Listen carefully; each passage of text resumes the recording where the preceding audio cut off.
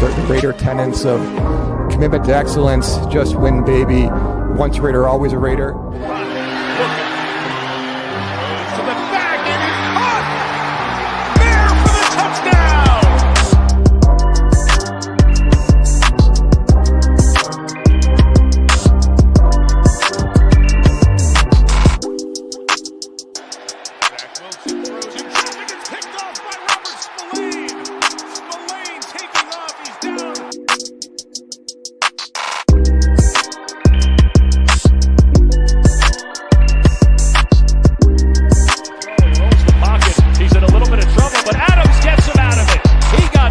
Secondary to the 23-yard.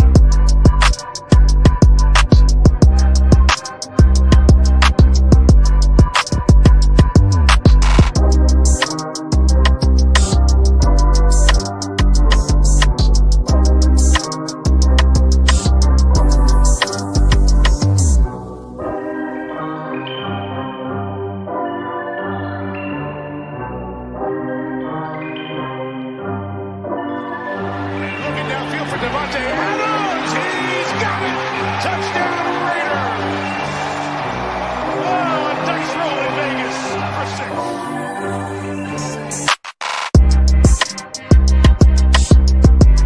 The Raiders at the 40-yard line, and O'Connell wants to take a deep shot. And he's got Trey Tucker out there, Tucker diving, and he makes the catch inside the 10.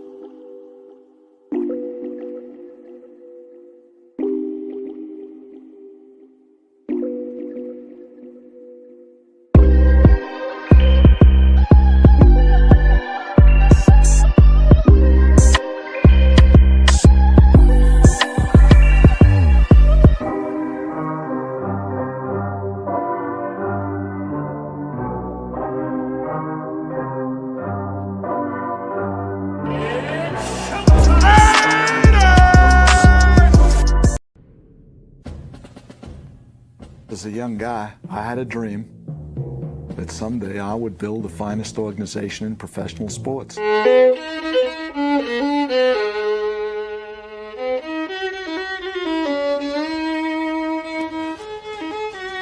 know, that's where we really should move.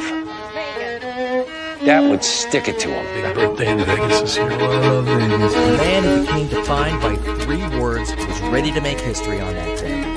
Just win, baby.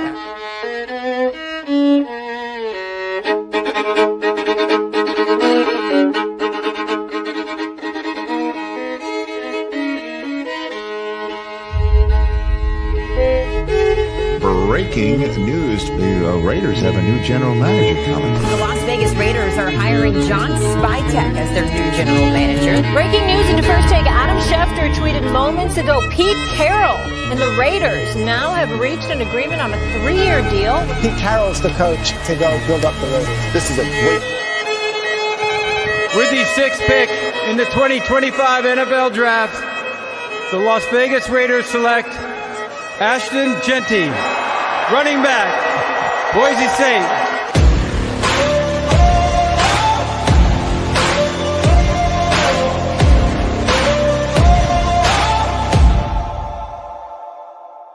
I've got that lightning inside me, son of a god. I'm like a titan that's rising, oh, just you watch. I'm stepping into fate. There is no time to waste. I've got that lightning inside me. This is how legends are made.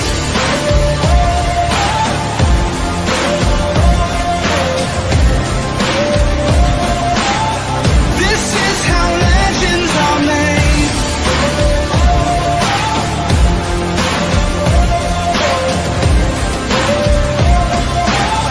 This is how legends are made.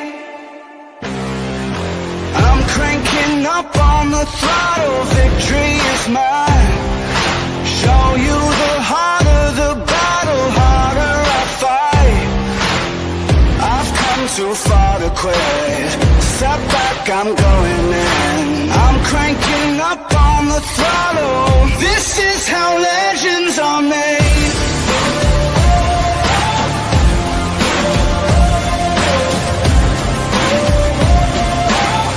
This is how legends are made.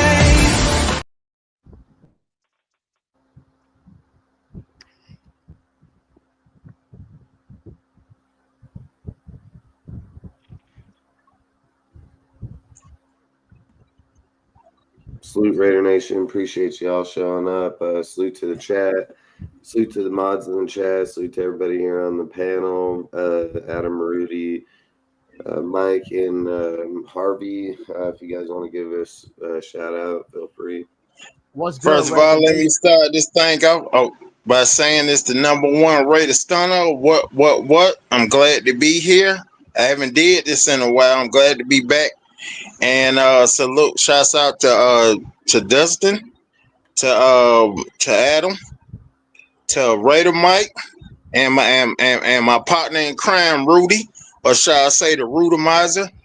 And just remember, just like New Edition said, I'm with the Raiders all the way. Just win, baby.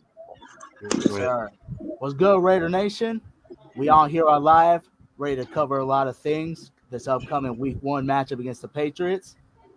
Hope we can get a dub. Start out 1-0 in the new Pete Carroll era. Shout out to Dustin. Shout out to Harvey, Rudy, and what's his name? Sacktown Mike. Mike. Shout out to Mike. Salute to the chat. Let's get to it, y'all. Let's get to it. Yep. Yeah, it's going to be exciting. I hope I can see the game. Probably likely see it in Alaska, which will be an hour behind Pacific time. It'll be kind of cooler in Alaska compared to California. And here it's pretty hot here, and it doesn't cool down until about 10 o'clock. Where I turn the AC off, but the AC stays on probably by noontime till about 10. How bad it can get here. The Raiders, we can hopefully get a win. We'll see how this team goes. It's a new regime. It's completely, you got a new head coach, got a new GM. You're going to have some players that are still familiar, and we're going to have some unfamiliar players. We're going to see how they connect, and hopefully we can beat the Patriots. I really like us to beat the Patriots because Josh should make dipshits there, and I hope we get a victory and then rub it right in their faces. I just want to let you guys know I just pulled 87 overall Charles Woodson and Mutt 26, dude. Fucking LTD card just now, so. That's right. Charles Woodson. Michigan's own. This Bulls card is probably worth $1 million, but go, Mike. Oh, just saying hi to everybody. Everybody in the chat. Dustin, Adam, that other guy in the top right, Rudy. And of course Harvey. Nice to see you guys all again. Yes, sir.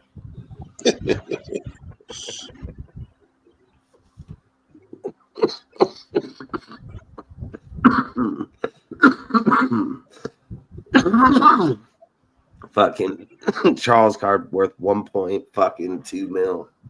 Nice. Let's go.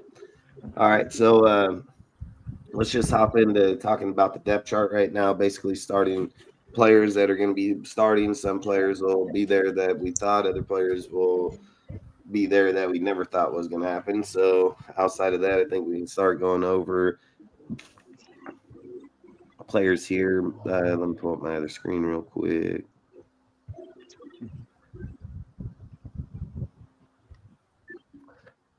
All right. All right. So basically, this is a starting lineup that roster for the 2025. We'll just go over all the positions real quick, and then we'll talk about individual people at certain positions. So basically, here in the starting line, they have Dante Thornton Jr. starting. They have Colton Miller, Dylan Parham, Jordan Meredith, Jackson Powers Johnson, DJ Glaze, starting as your O-line with Dante at your wide receiver position. They have Brock Bowers at tight end, Jacoby at the other wide receiver, and Trey Tucker to round out your three starting receivers. You're going to have Geno Smith quarterback, obviously Ashton Jeanty as your starting halfback. Backing up Colton, you'll have Charles. Backing up Dylan, you'll have Rogers. Jordan Meredith will have Putin. Jackson Powers Johnson will be Alex Kappa. DJ Glaze will be Stoney Forsythe, the guy that we just picked up from Seattle. Brock Bowers will be backed up by Michael Maroney and Thomas. Jacoby will be backed up by Amari Cooper, which is, I thought he would have probably started, but Trey Tucker will have Jack Betch backing him up. Gino will have Kenny Pickett. Ashton Jeanty will have Zamir White or Raheem Monster. So for the offense, man, I'm kind of surprised that you got Dante Thornton out there as the actual starting receiver in that lineup out there over Amari Cooper or Jack Betch. But I think it's kind of crazy that, they're going to roll with him out there.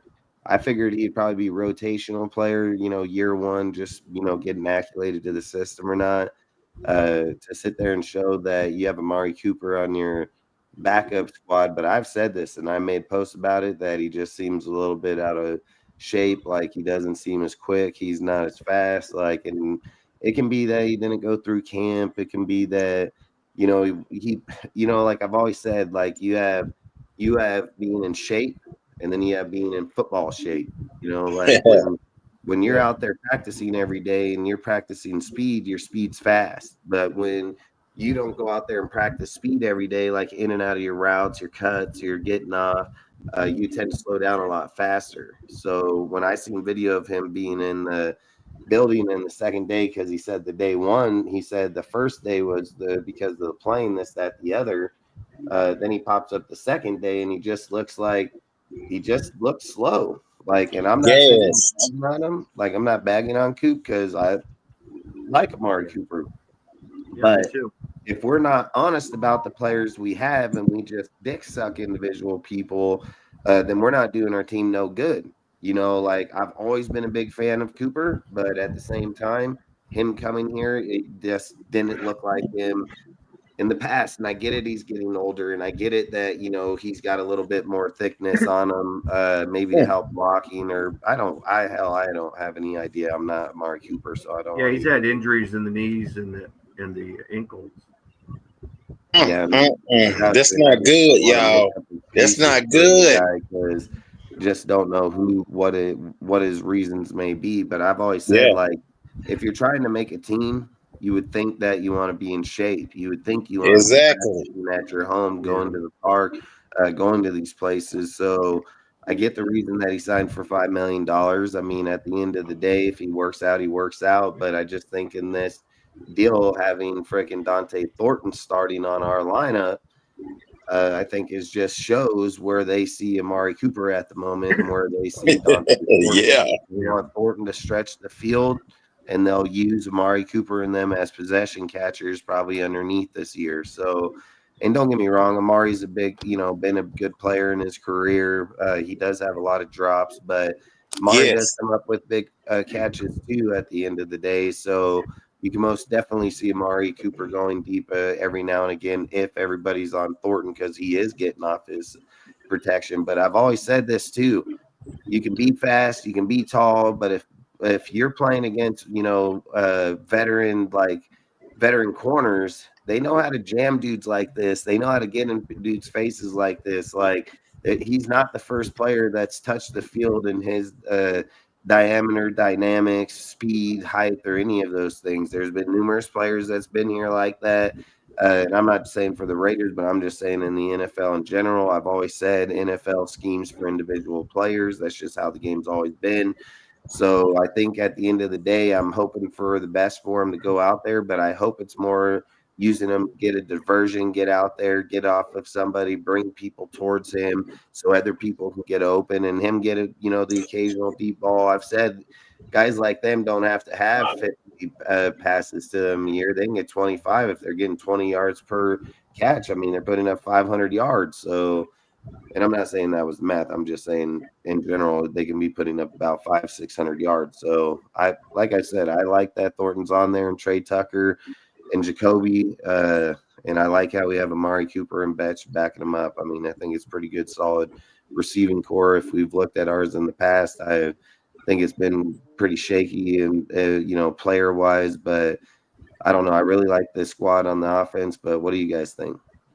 My opinion about what you just said, Dustin, I like that term you just said, that it's two different kinds of shape. It's being in good shape and it's being in football shape. What really shocked me is that they put Dante Thornton Jr. as the star wide receiver. And, since Amari Cooper being the veteran, since he did play with the Raiders.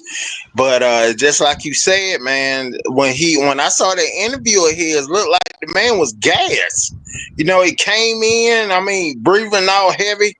Looked like he been in a 60-minute Iron Man match with the Heartbreak Kid, Shawn Michaels. And I'm like, this man ain't in the same shape he used to be. What done happened to him?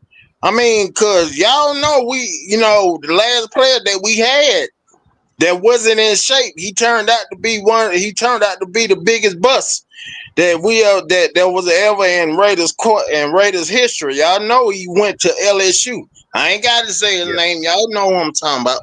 So we don't need that on our team. That shot me, man, by him being out of shape like that. And I didn't know he had so many injuries. So, but I hope this work out for the best. What y'all think about this situation? Yeah, I've covered Amari Cooper. I followed him through Dallas, Cleveland, and then he went to Buffalo. And there's a lot more that happened. He has old wounds on him, like Dustin was saying. He's not as fast as shifty as he used to be. Last time he was shifty and quick was when he was traded to the Cowboys, and he was doing really good. And then all of a sudden he was getting hurt. The Cowboys were smart to get CeeDee Lamb, the receiver that I wanted, but I did like Henry Ruggs too. There were like 3 good wide receivers in this draft, but at the time there were other good receivers too besides those 3. Amari Cooper, he's tall, he's physical, he's not a shifty guy. He can use his physicality, but he's more, like Dustin was saying, a possession receiver. He's not a receiver he used to be, or he has to change up from his style. He's not that guy who catches the ball and runs backwards a little bit and shifts and outmaneuvers corners. He can't do that anymore. He's not that guy. Hopefully he can get into football shape. He does have experience, which is a plus. So he may not be, he may stay as a backup, It's 2 different kinds of shape. It's being in good shape and it's being. Oh, someone's playing in the background. Oh, sorry about that, y'all. Yeah, Okay. I'm sorry. It was on, that's why. Yeah. If y'all want my honest opinion, I can agree Cooper is past his prime years. He is a possession receiver at best now. But also, here's the way I'm viewing him right now. What if he could also be a little veteran present to both Jack Bech and Dante Thornton? Because before, when Amari Cooper was in his prime, he was one of the best route runners there was. Yeah. And I think this is really going to help with Thornton's development and Bech, obviously. So, yeah, I think having Cooper on the roster is definitely going to benefit the receiver room.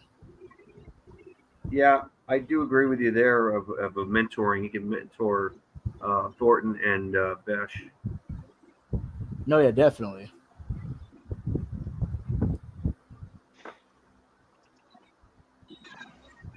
Buy up?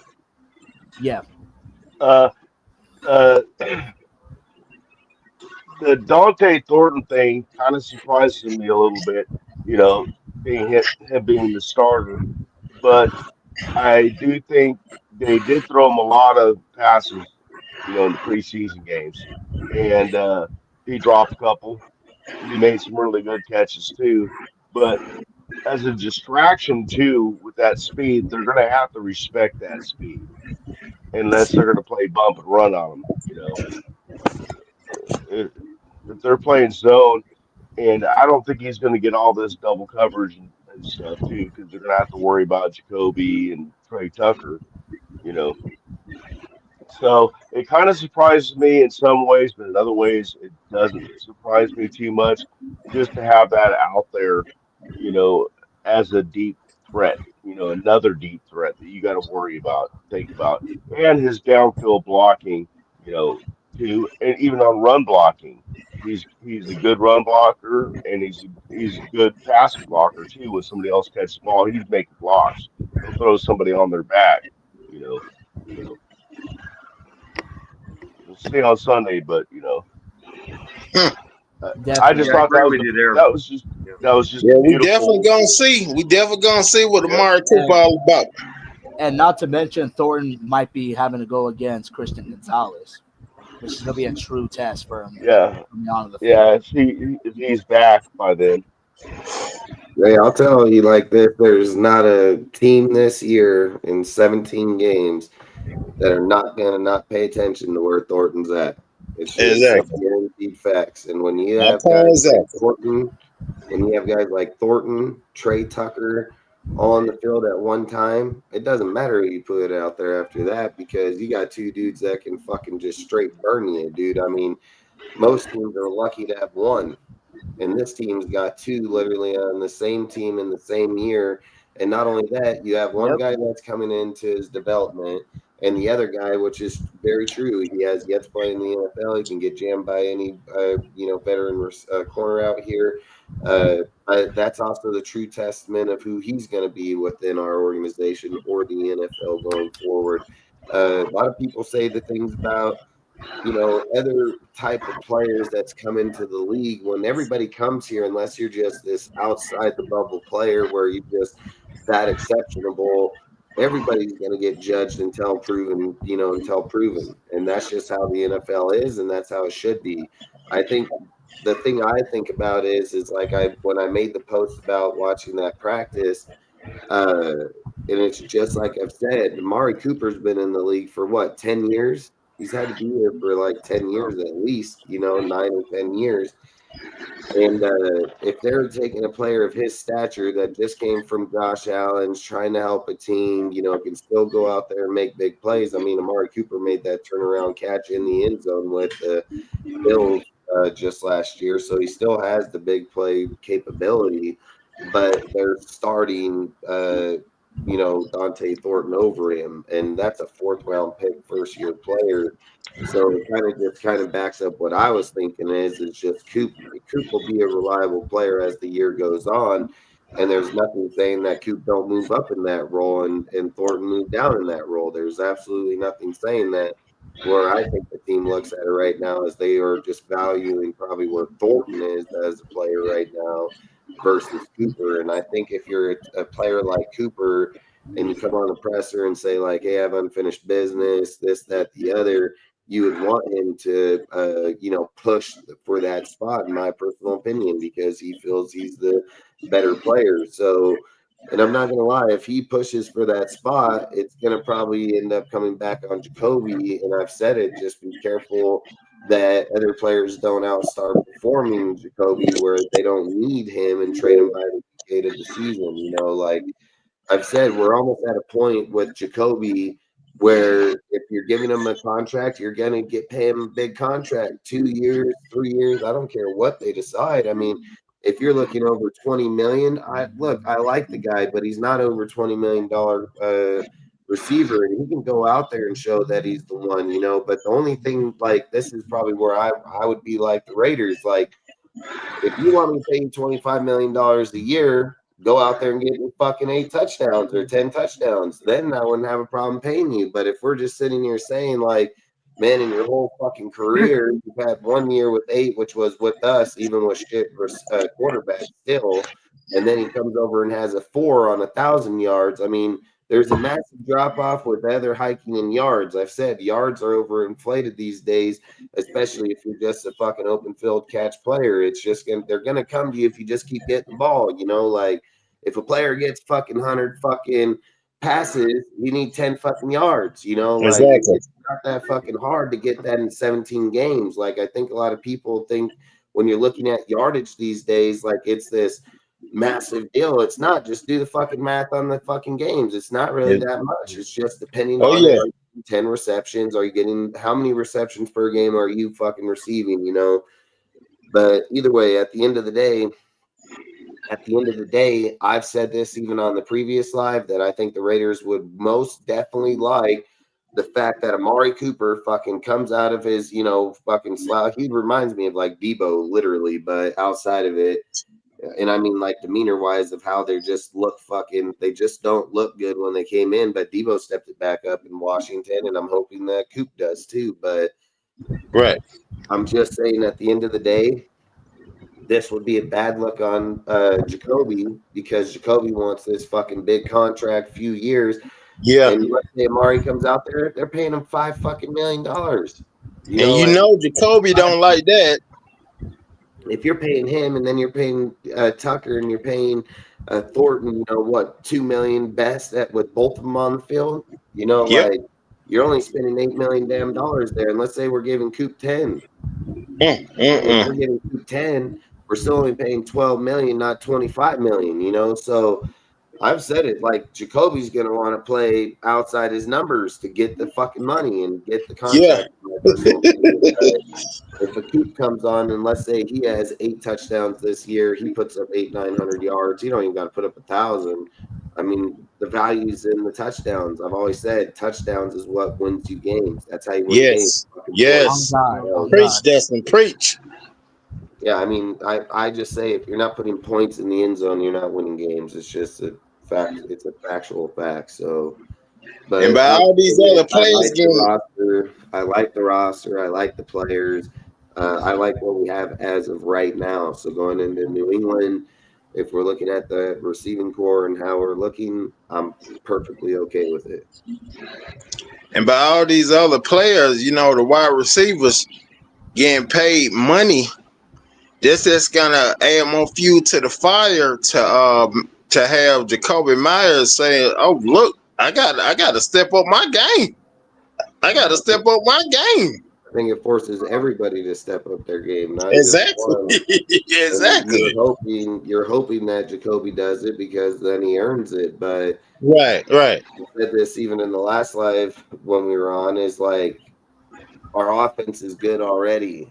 So I think you got to put money where it's needed defensively, and sometimes it's sacrifice. Yes, especially defense. So if you can find a different player, then find the different player. But I've said it, if the option came about where cornerback, middle linebacker, fucking somebody of value was to come available, I would say the money would be more needed over there. I mean, people even say BT, you know, they can say if you were to have talks with, you know, individual people would say there's more needed on the defense than there is in the offense. And if you even went to the offense and cut a fucking player, you still have the players on the offense that still have big games, big yards. I mean, is it a good guy that you like? Is it a good deal? Yes, but fuck, it's not like you're like, oh shit, we ain't winning this game.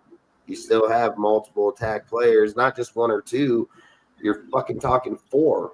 You're talking about 4 players between the tight ends and wide receivers that would still be able to have big game play. So I've just said, I think with our roster here, the only reason I'm saying it is because if Cooper does somehow get his shit together by the day we play Patriots this weekend in 6 days, or no, 5, 4. 5, because we don't need no mistakes this Sunday. Goddamn, we don't need no mistakes. So I would just say, like, we just better watch out. But like I said, I like the fact that they have freaking Thornton up there. But what do you guys think about the O-line? Are you guys happy with the O-line? Who they chose for the starting 5? I'm happy. I'm happy with the starting 5. I feel about that. Oh, sorry about that. Go ahead. I feel really good about the starting five. It's just our depth that I'm worried about. But we still gotta see. I mean, because they look really good the last two games, but they were not playing first string defenses. Well, there's a couple in the 49er game that started, but so if they can do what they did in those preseason games, it would be so sweet to not have to worry about the offensive line because it ain't gonna work without the offensive line. But I'm comfortable with the five we got starting. I agree. I think that the starters are good, but I do worry, if say Colton Miller gets hurt. I think actually Colton wouldn't be too much of a big worry, but if I'm worried, say JPJ gets hurt or anybody else, that's what I worry about. It's mostly in the guard position and the tackles, but because some of those starters, the backups looked a little green in the preseason. I do have some concern with that, but like I said, maybe they'll step up in case something bad happens. If someone gets hurt, they'll step up and do better than what they did in the preseason. But hopefully none of that will happen. But you got to always prepare for the worst. And what I feel about the offensive line, I'm like, Ashton Jeanty can have a good build. He can have power. He can have all the speed he wants. I done told Rudy this. But if that offensive line is not blocking good for him, damn it, he's not gonna get the yards that he say he want to get. Because you can't rush through a good offense. You can't rush for good yards if your offensive line is not blocking well. Yeah, I second that emotion. Once he passes the line of scrimmage, then he's all good. Once that line of scrimmage is blocked well, and Jenny passes the line of scrimmage, then he'll have no problem getting his yards. But if they attack him before the line of scrimmage and he's a small running back, he can get taken down really quick. He's not like Derrick Henry or Saquon Barkley. He's not a big guy, but once he passes the line of scrimmage, yes, he can take down safeties. He's capable of taking down linebackers. But when those linebackers come at him at full speed at the line of scrimmage, no one's blocking, he's going to go down very quickly. Oh, yeah. Because y'all all know in the history of running backs, the one running back that had a horrible offensive line. This man, to me, is still known as the greatest running back ever on the Oklahoma State. Barry Sanders. Yeah. And he had bums as an offensive line, but he made it work. Yeah, but that was a different era. That was a different era. Yeah, that was a different era. Yeah, he's a little bit different type of running back too. Yeah, a lot different. A lot yes, type of running the guy that we signed here in Postu, or however you say his name.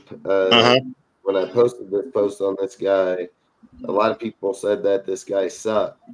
But the thing that I think is crazy is if a player sucks, how do you have 415,000 views in a post with over 6,500 likes if a player sucks? The things that I think is like, that is true. At the end of the day, there might be a lot of people hating because they're mad that their player left there. And does he not, is he not the best player at the moment? And who is this person, Dustin? All these things. He's from Seattle. Okay, what's his name? You get these players. Joni Forsyth. You get these players to develop them. It's going to take time with them, a few years. But I've said it. Sometimes the posts, like when you're putting in content on Instagram, use the data more of the deal, because look, I got 99.4 non-followers, over 415,000 in one post, and then you're, like I've said, you don't have that much interaction on a player unless he's just the worst fucking player in the NFL, and if he was, we would all heard about him. So I just think you get a lot of people that are hating, a lot of people that do like the guy a lot. And I don't think he's going to be a slouch. Like if you do have the DJ have a Glaze does have a problem, I believe that he does have his backup. I believe that if we were to have an issue with Bolton, I think you have his backup with Grant. The only guy like here from when I watched in preseason and the backup, well, I didn't watch Stone because I don't watch fucking Seattle, but the only guy that I've seen that had a pretty good problem was Rodgers. Rodgers was just getting dirted on in some of those games, dude. Like, so I would probably be worried about him the most on our offensive line. But if we were looking at Alex Kappa when he came back and played, he played solid. I mean, I know he played second team, but that's what he is right now, is a second team. But the guy dominated his deal. As much as I don't see why they brought back Will Newman, or however you say his name, he's another player that dominated his era. And I'm not saying dominated. I'm just saying played well enough to be able to come back when you have Jackson Powers. That's a fucking center too. That's could be easily all pro, and we're gonna put that dude in there. So I just say he obviously played his position well enough to get it. Then you have Rodgers and Grant. I watched Grant for most of the preseason. I mean, did he get beat some? Yeah, he's a rookie, but for the most part, he held his own against most of the people during the preseason. So are they all proven starters? No, but I would say not a bad option if you're putting them in with starters. It's just like when people talk about Aiden throughout the whole preseason, they were like, well, he's playing with the seconds. Let him go with the first. Yeah, I'm not going to argue that if he's with the first, he's not going to have better options.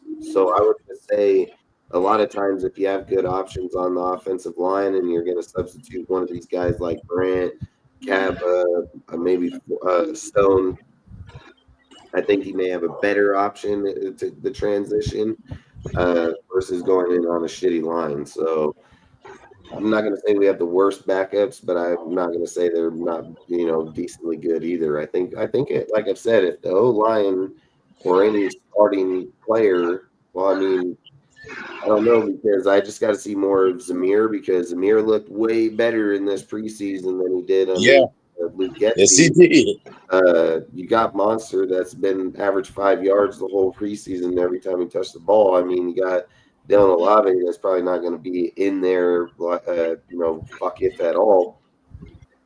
But you got good options. So, and you got it at the tight end position. You have it at the fucking receiver position. So, I mean, I'm telling you, I think the offense should be like top 10 this year, man. If we can get the play calling and our stuff, I don't see why we couldn't be a top 10 offense, if not better. Like, we have the players. I believe we have the line to give us those deals. I just think it's going to be like, it looks good on paper, but can they hold it together during the game? Like, you can sit here and be like, man, on paper, these players and individual, you do it every year. Everybody does it every year. The question is, can they play to the fucking capability that we exactly? Good question, Dustin. Good point. But that's how I feel about our offense. Yeah. Yeah. Couldn't have said it better myself. Honestly, here's what I'm thinking about the offensive line. See, like, I agree. I think our starting five is going to be excellent at run blocking. We saw it in the preseason. They were all getting to the second level, blocking their guy the way they're supposed to be. And, it was just good in sync. I have faith in this run game to really take off. And the only issue I got in terms of starters is DJ Glaze. And the reason I say that is because he is still young, has tons of room to improve. Yes. And what I believe is, I definitely think when he goes against like good pass rushers, like I'm saying like Karlaftis, I'm saying like Khalil Mack, like, you know what I mean? And like Khalil Mack's a problem for anybody, don't matter who it is. That's what I'm saying. There's a lot of really good edge rushers in this AFC. Now, she still was with the Raiders. I missed him. I really do. The Mac attack. So like, yes. And we ain't I talking about think- McDonald's neither. Keep going, Adam. all right. So I think like over the course of the season, he's going to improve. I have faith in this coaching staff to teach him the right way. And I think in the next year or two, or maybe even this year, we could have a top 15, top 10 offensive line, if not better. Okay. Those are my thoughts. That's a good prediction. That's a good prediction. I hope it come true. I hope it come true. I really do, man. Same here, man.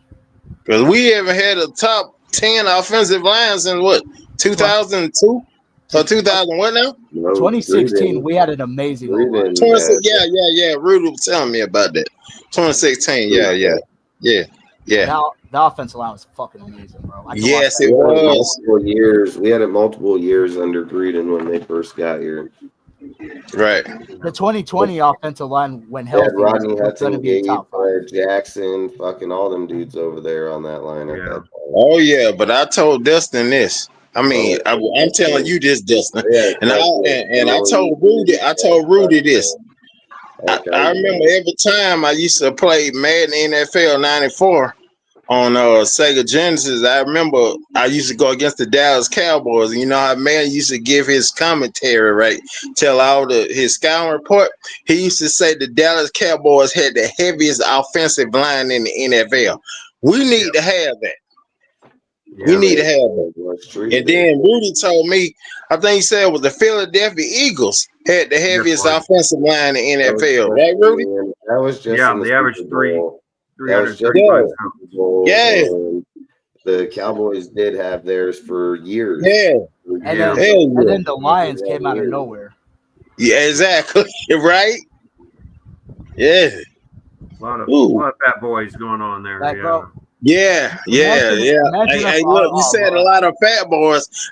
Hey, look, we ain't talking about Prince Marky D, the human beatbox, and Cool Roski, rest in peace to Prince Marky D and the human beatbox.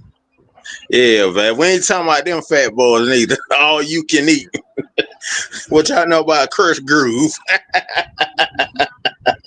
Yeah, well, I hope that offensive line hold up for Genty, man. That's my main concern about this Sunday, man. Side the defense. I want them to hold up for both Geno and Genty. That's the way true. Yeah. Most definitely. I think they have that. You know, like I've always said, like I always watch the way individual people are in life, just how they carry themselves, things like this. Our O-line didn't struggle one time when they came out with the starters. When they came out with the starters, if anybody can prove me wrong, I mean, every time damn near, they marched right down the field. Not even worried. And it didn't matter that they played the seconds. The seconds couldn't stop them if they wanted to.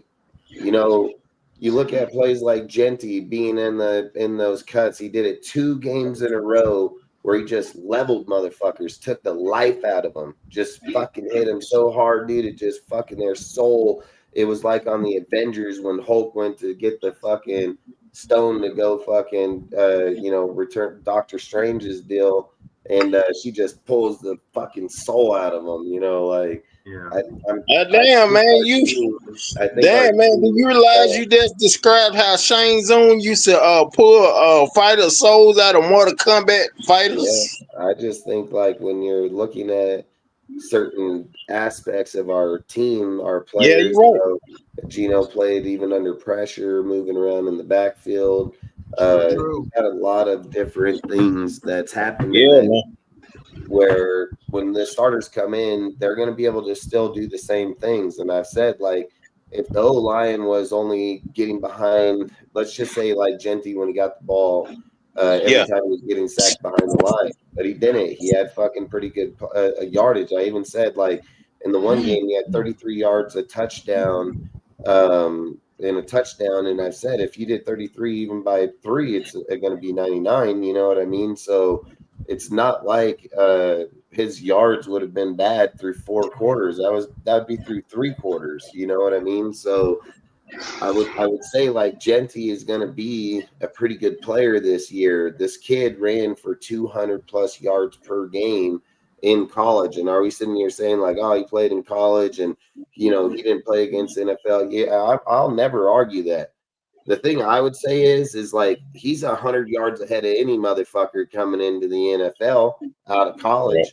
So if he was even to drop off and just have a 100-yard game, what's the one statistic on Aiden O'Connell even people still talk about?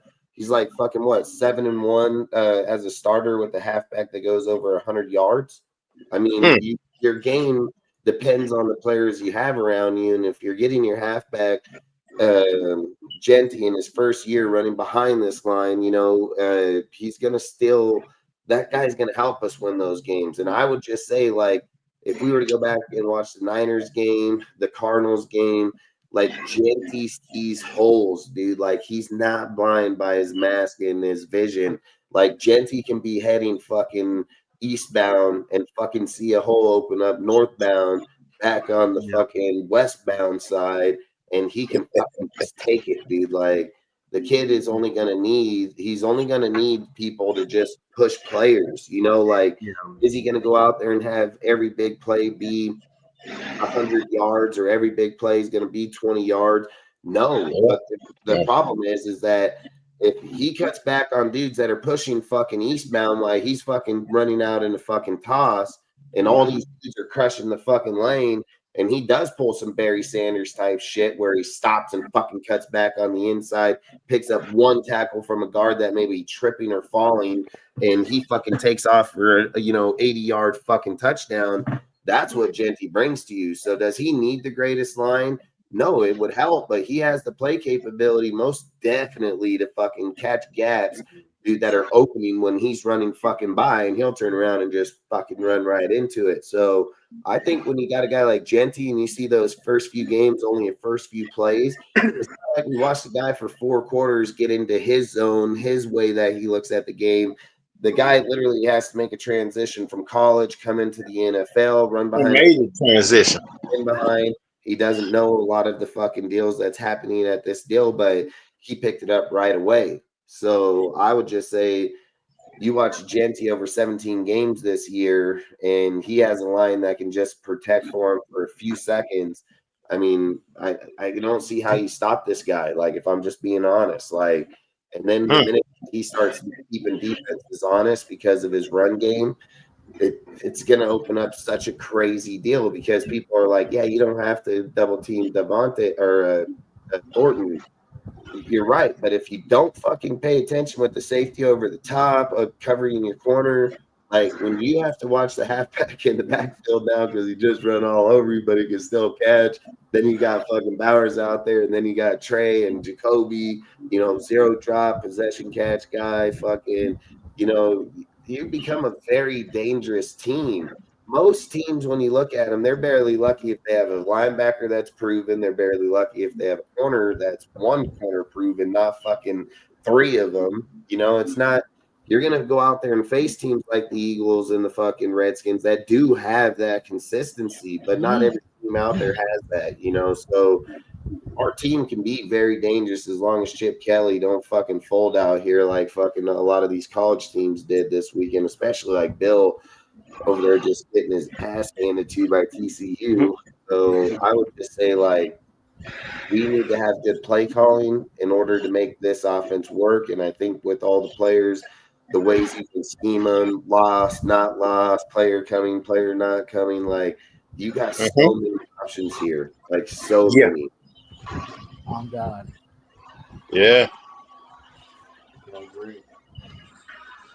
Yeah, I hope Snowden have a good, do his thing, because I haven't, I really didn't hear a lot from Snowden in the preseason. I'm like, is he still on? I'm like, man, what's up with it, man? You usually hear from him. I didn't even hear from him. They should have kept Carter over Snowden. Like, yeah, I said that too. I said that too, man. Like, get the hell out of here. Fucking I'm like, I got a question. Who's Thomas gonna let Carter go? Oh, wait, Thomas Booker's from the trade. Uh-huh. Now I remember. Okay, I was just wondering. What'd you say? What happened? Oh, I forgot who Thomas Booker was, but I remembered. Yeah, the dude that we made the trade for. Look like, let's see how he does on the interior. No, this is the thing I got a question too before we move over to the defense side. The Raiders ended up signing Jeff Dresky, I think is his name. Driscoll. Oh, you talk. Oh, yeah. I was asking you about that this morning. Jeff Driscoll, which is a pretty damn good backup player. He was really good in Florida, dude. Like the kid was a really good quarterback. And he went into multiple different teams within the NFL. He's like a proven backup quarterback. And, you know, the things that I'm thinking here is like you have Geno, you have Kenny, you have Jeff now, and then you got And what college did he go to again? He's got Florida. Fuck them Gators. I just gotta say that. Forget them Gators. Seminoles, baby. His practice squad, and so you have him over on the practice squad, and when you're going to get Aiden back off of the injury, you know, the IR. Yeah. So the things that I'm starting to think about, like in my personal opinion, is look at the types of players Jeff and Kenny are. They're more fitted in the Geno fucking scheme. They're more can move around. They got more in and out of the pocket. Like it's starting to look like me, like it's painting a fucking picture on the wall. Like, is Aiden done? Like when Aiden comes off that injury, because you can't trade a player when they're on the IR, right? Like, to be able to pass a physical test to begin with. Yeah, because I was thinking, you know, since they got what's his name, Kenny Pickett from the Cleveland Browns, and I'm thinking, you know, the Aiden out 6 to 8 weeks. When Aiden come back, what's gonna happen to Kenny Pickett? What's gonna happen to him? What's gonna happen to him? I'm like, so really, Kenny Pickett that's here to take Aiden O'Connell place for the time being. Yeah, Kenny Pickett is questionable right now. Exactly. And see what I'm saying? Yeah. No, so he's gonna be on the back burner, y'all. He's gonna be on the back burner. I think we gave a 5th round draft pick for. I heard. Yeah. They're not gonna ship him. That's why I think, like, if your intention, if you're going into the week 1, and you're saying like we're worried about going to our 3rd fucking quarterback, like I don't give a fuck if you're going to your 3rd string quarterback. Gives a fuck what the guy's name is at that point, regardless if it's Cam Miller. Yeah, so Cam Miller. Yeah. What make me question is why did you go out there and sign Jeff? Like, I get why you could have got in there just for the depth piece. That way you carry him for a few weeks. What if he sucks? What if he's not a good player? Exactly. Yeah. They ain't looking at that, man. They ain't looking at that. The thing I also look at is like, what if they go out there and they fucking bring in Kenny, they bring in Jeff, they all start gelling because they're all running the same offense. They're not have scheme different. You know, Chip Kelly said when he first got here, we tailored the offense to the quarterback that's in there at the time. Well, it's a lot harder when you got to go home and scheme for 2 types of player. That one's a pocket passer and has to stay within the pocket. That means you got to scheme the line, scheme your whole play calls a lot different. Where these guys, where they're like, okay, Jeff, Kenny, and Geno all do the same shit. So I can go home instead of having 2 game plans in case someone gets hurt. I just scheme 1 damn game plan for everybody else. And it gives them more time to be able to go into different plays, things like this. Like, I'm just thinking from a football standpoint, man, because I've been in there in those rooms. But I'm just saying, like, I don't know, like, it feels like Jeff and them come out here and play well, Aiden's going to be gone. And then this is the crazy part. Like, okay, the injury does take 6 to 8 weeks. You have your bye. We have till week 8 to be able to trade a player.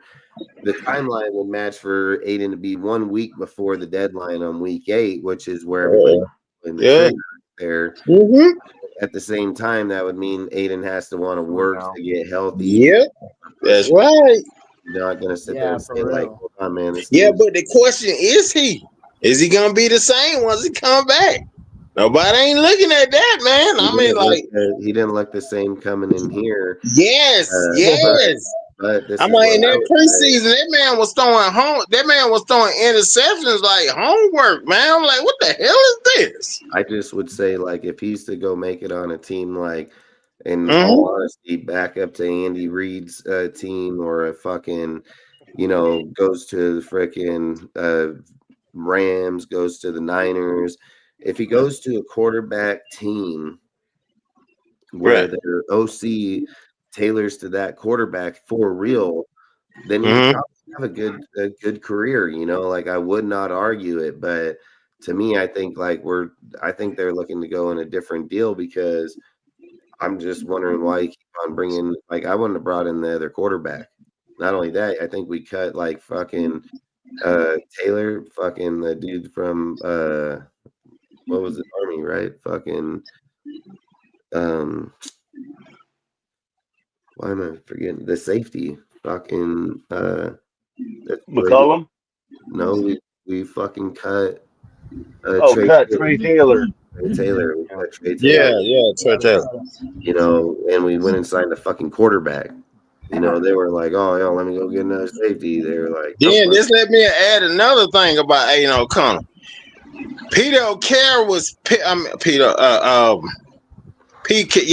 Carroll was pissed, because I never heard Pete Carroll say this before. Now, when he was at USC, Pete Carroll said, Aiden O'Connell is killing the Raider vibe. I said, he done got Pete Carroll pissed. I said, I can see it now. Aiden O'Connell's not going to be a Raider quarterback for long.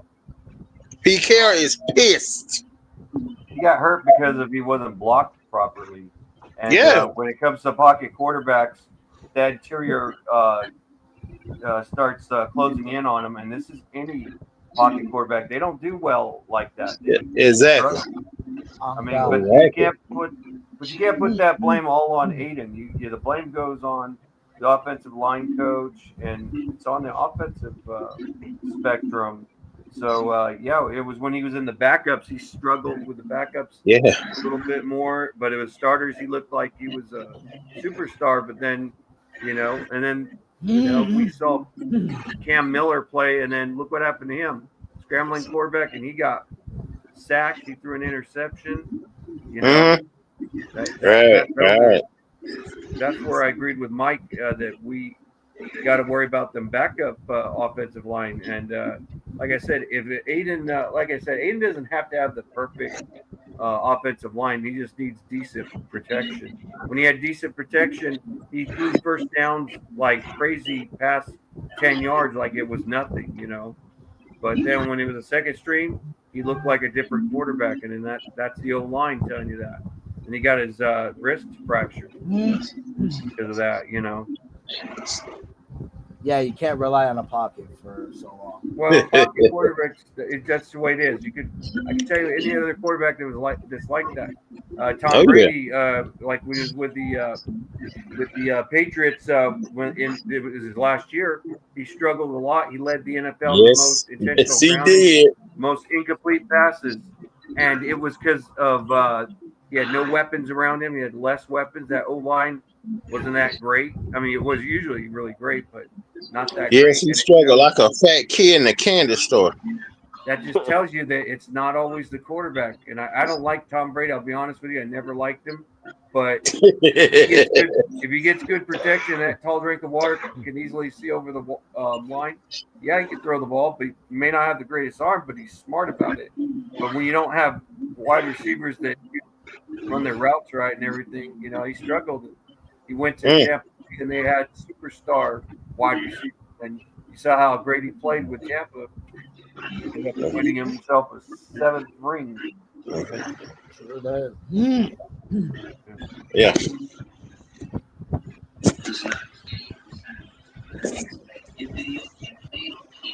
But when I hear all these Raider haters, haters on Aiden, the same ones that hated on Derek Carr, they don't look at everything. You got to look at the whole team. Yes, Aiden made bonehead mistakes, but there's a lot of good quarterbacks that do that. And the guy's still young. It's his third year, and he didn't get the opportunity to succeed or fail last year, So, people got to stop, getting on him, I mean, you can criticize him, but, call him trash and all that when you have nothing else around him that's better than him. So we get Kenny Pickett. Yeah. Kenny Pickett's a good security blanket, but I'm worried because he's questionable on the roster. Because that means that if right now he might, if he was a starter right now, he might be able to play. Maybe it's like a 50-50, and I don't want a 50-50 injured quarterback as a starter, and then you have some mediocre third string. That worries me a lot right there. What is Pickett's injury? Is it a hamstring? I don't know what it is, but I just checked it on. Let me see. Yeah, he was leading the starting job. Yeah, I heard that. Going into there, and then he ended up getting injured, and he didn't go through the whole preseason. And then they ended up rolling with them, so we ended up trading. And I even said it, like, if you listen to Ziegler, like, somebody said something during his presser, and that fool, like, it took offense to that shit, dude. He was like, he's a 15-10 quarterback.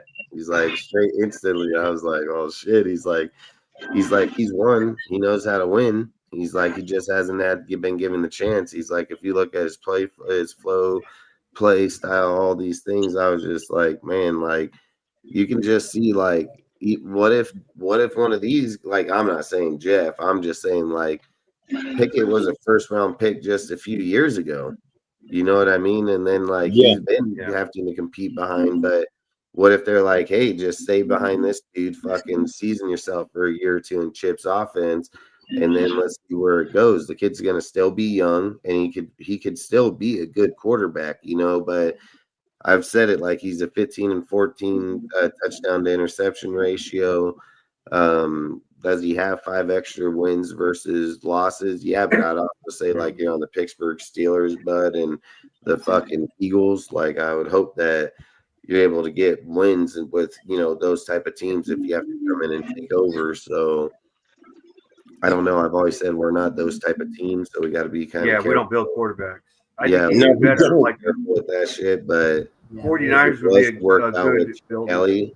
Greg Olsen is not a guy I like in particular, but I've always said he's a good quarterback coach. Like, the guy's a good quarterback coach. He can go out there and help develop the next guy. So I would just say, like, I think they're trying to focus in on other players, because if they are to find a guy before Aiden's done, I think it's almost like Kobe talk. Like, when a snake's in the grass, you got to be aware that motherfucker's slithering through the grass, regardless if you can see it or not. Right? You got to see the way that the fucking grass is moving. Otherwise, you're gonna get fucking bit just like anybody else. Like, right. The thing about this organization that I've noticed already is they'll talk up a player or talk about him, and say, hey, he's doing good and he's doing this, and then boom, motherfucker, out of here. Like. And you got to pay attention to shit like that, because it's politics, dude. Like, they know how to play the politic, but they ain't afraid to get the fuck out of here either, So they'll come out here and tell you straight to your face that, yeah, this dude's starting on fucking Sunday, and then he'll fucking be liable to find him in a different city, Like, and that's all I would say is, like, we can't think like we would think with other people with certain, positions. Like, is Aiden the most logic deal? He's been here. He knows the receivers. Like, are you just trying to push him off? I don't think so. I don't think so. I think Aiden has done enough to show, like, hey, he's learning a new system. He's going through the transition. Do they have the best values for him? Again, he played with the second team. Would he win us some games with the starters? Yeah, he probably fucking will. He's already done it. So I would say, like, I wouldn't fully count out Aiden to be traded or cut. What I would say is if one of these other players show up and make it easier for them to decide that, hey, this guy, he knows the team better, plays better, then I would see it. But I don't think Aiden's just going to get cut. I just think it's a very fucking possibility when you start bringing in other players. But no matter what, the Raiders got to do what's best for business. Yeah. They had to sign that, whoever his name is, because when you have Pickett questionable, that just says right there he could not play. He could be, like, out of uniform, and not play, and they could put the third string quarterback as a backup quarterback, and I guess Cam Miller, he's practice squad or something. I don't see him. It says he's on the practice squad. I don't know if he's there or not, but they're not sure about him. So they don't want Cam Miller to be a backup if Pickett is still questionable. So Yeah. So I'm thinking they're gonna they'll probably just put the whoever his name is as a third quarterback, but he'll be really a backup quarterback, and then you'll see Kenny Pickett out of uniform, with a headset. That's all you're probably going to see him. It's like the NFL is changed. I mean, because you remember, y'all, that the starter played 2 quarters back in the day, and the starter played 2 quarters back in the day, and the backup was the backup in the third string was like the closers. They don't even have that no more. It's all about the starters now.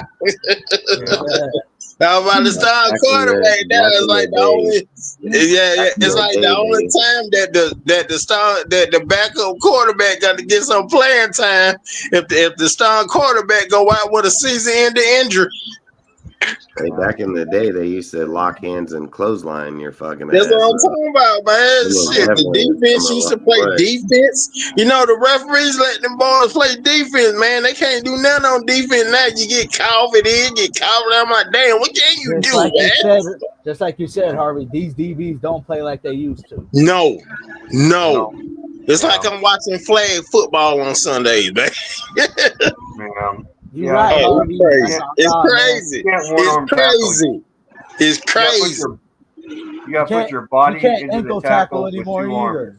You can't hip tackle. You can't even hip tackle.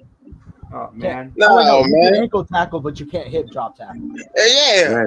Hey, you sit and look at it like nowadays when you hit a fucking guy, you got to put your hands right away. Like, hey, I didn't. Shit, man. In those days, you just level a dude and tell him "fuck off, dude," and keep on going. So. Man, I remember 2 linebackers back in the 90s. They used to, in the 80s and the 90s, they used to put the fin quarterback, man. Lawrence Taylor, Derek Thomas. What about that? And then the free safeties who definitely put the fin quarterbacks. One play with the Raiders. One play with the Raiders in the 70s. The assassin, may he rest in peace. Jack Tatum. Then in the 80s, it was the headhunter. Running like then a free safety came along by the name of Steve Atwater.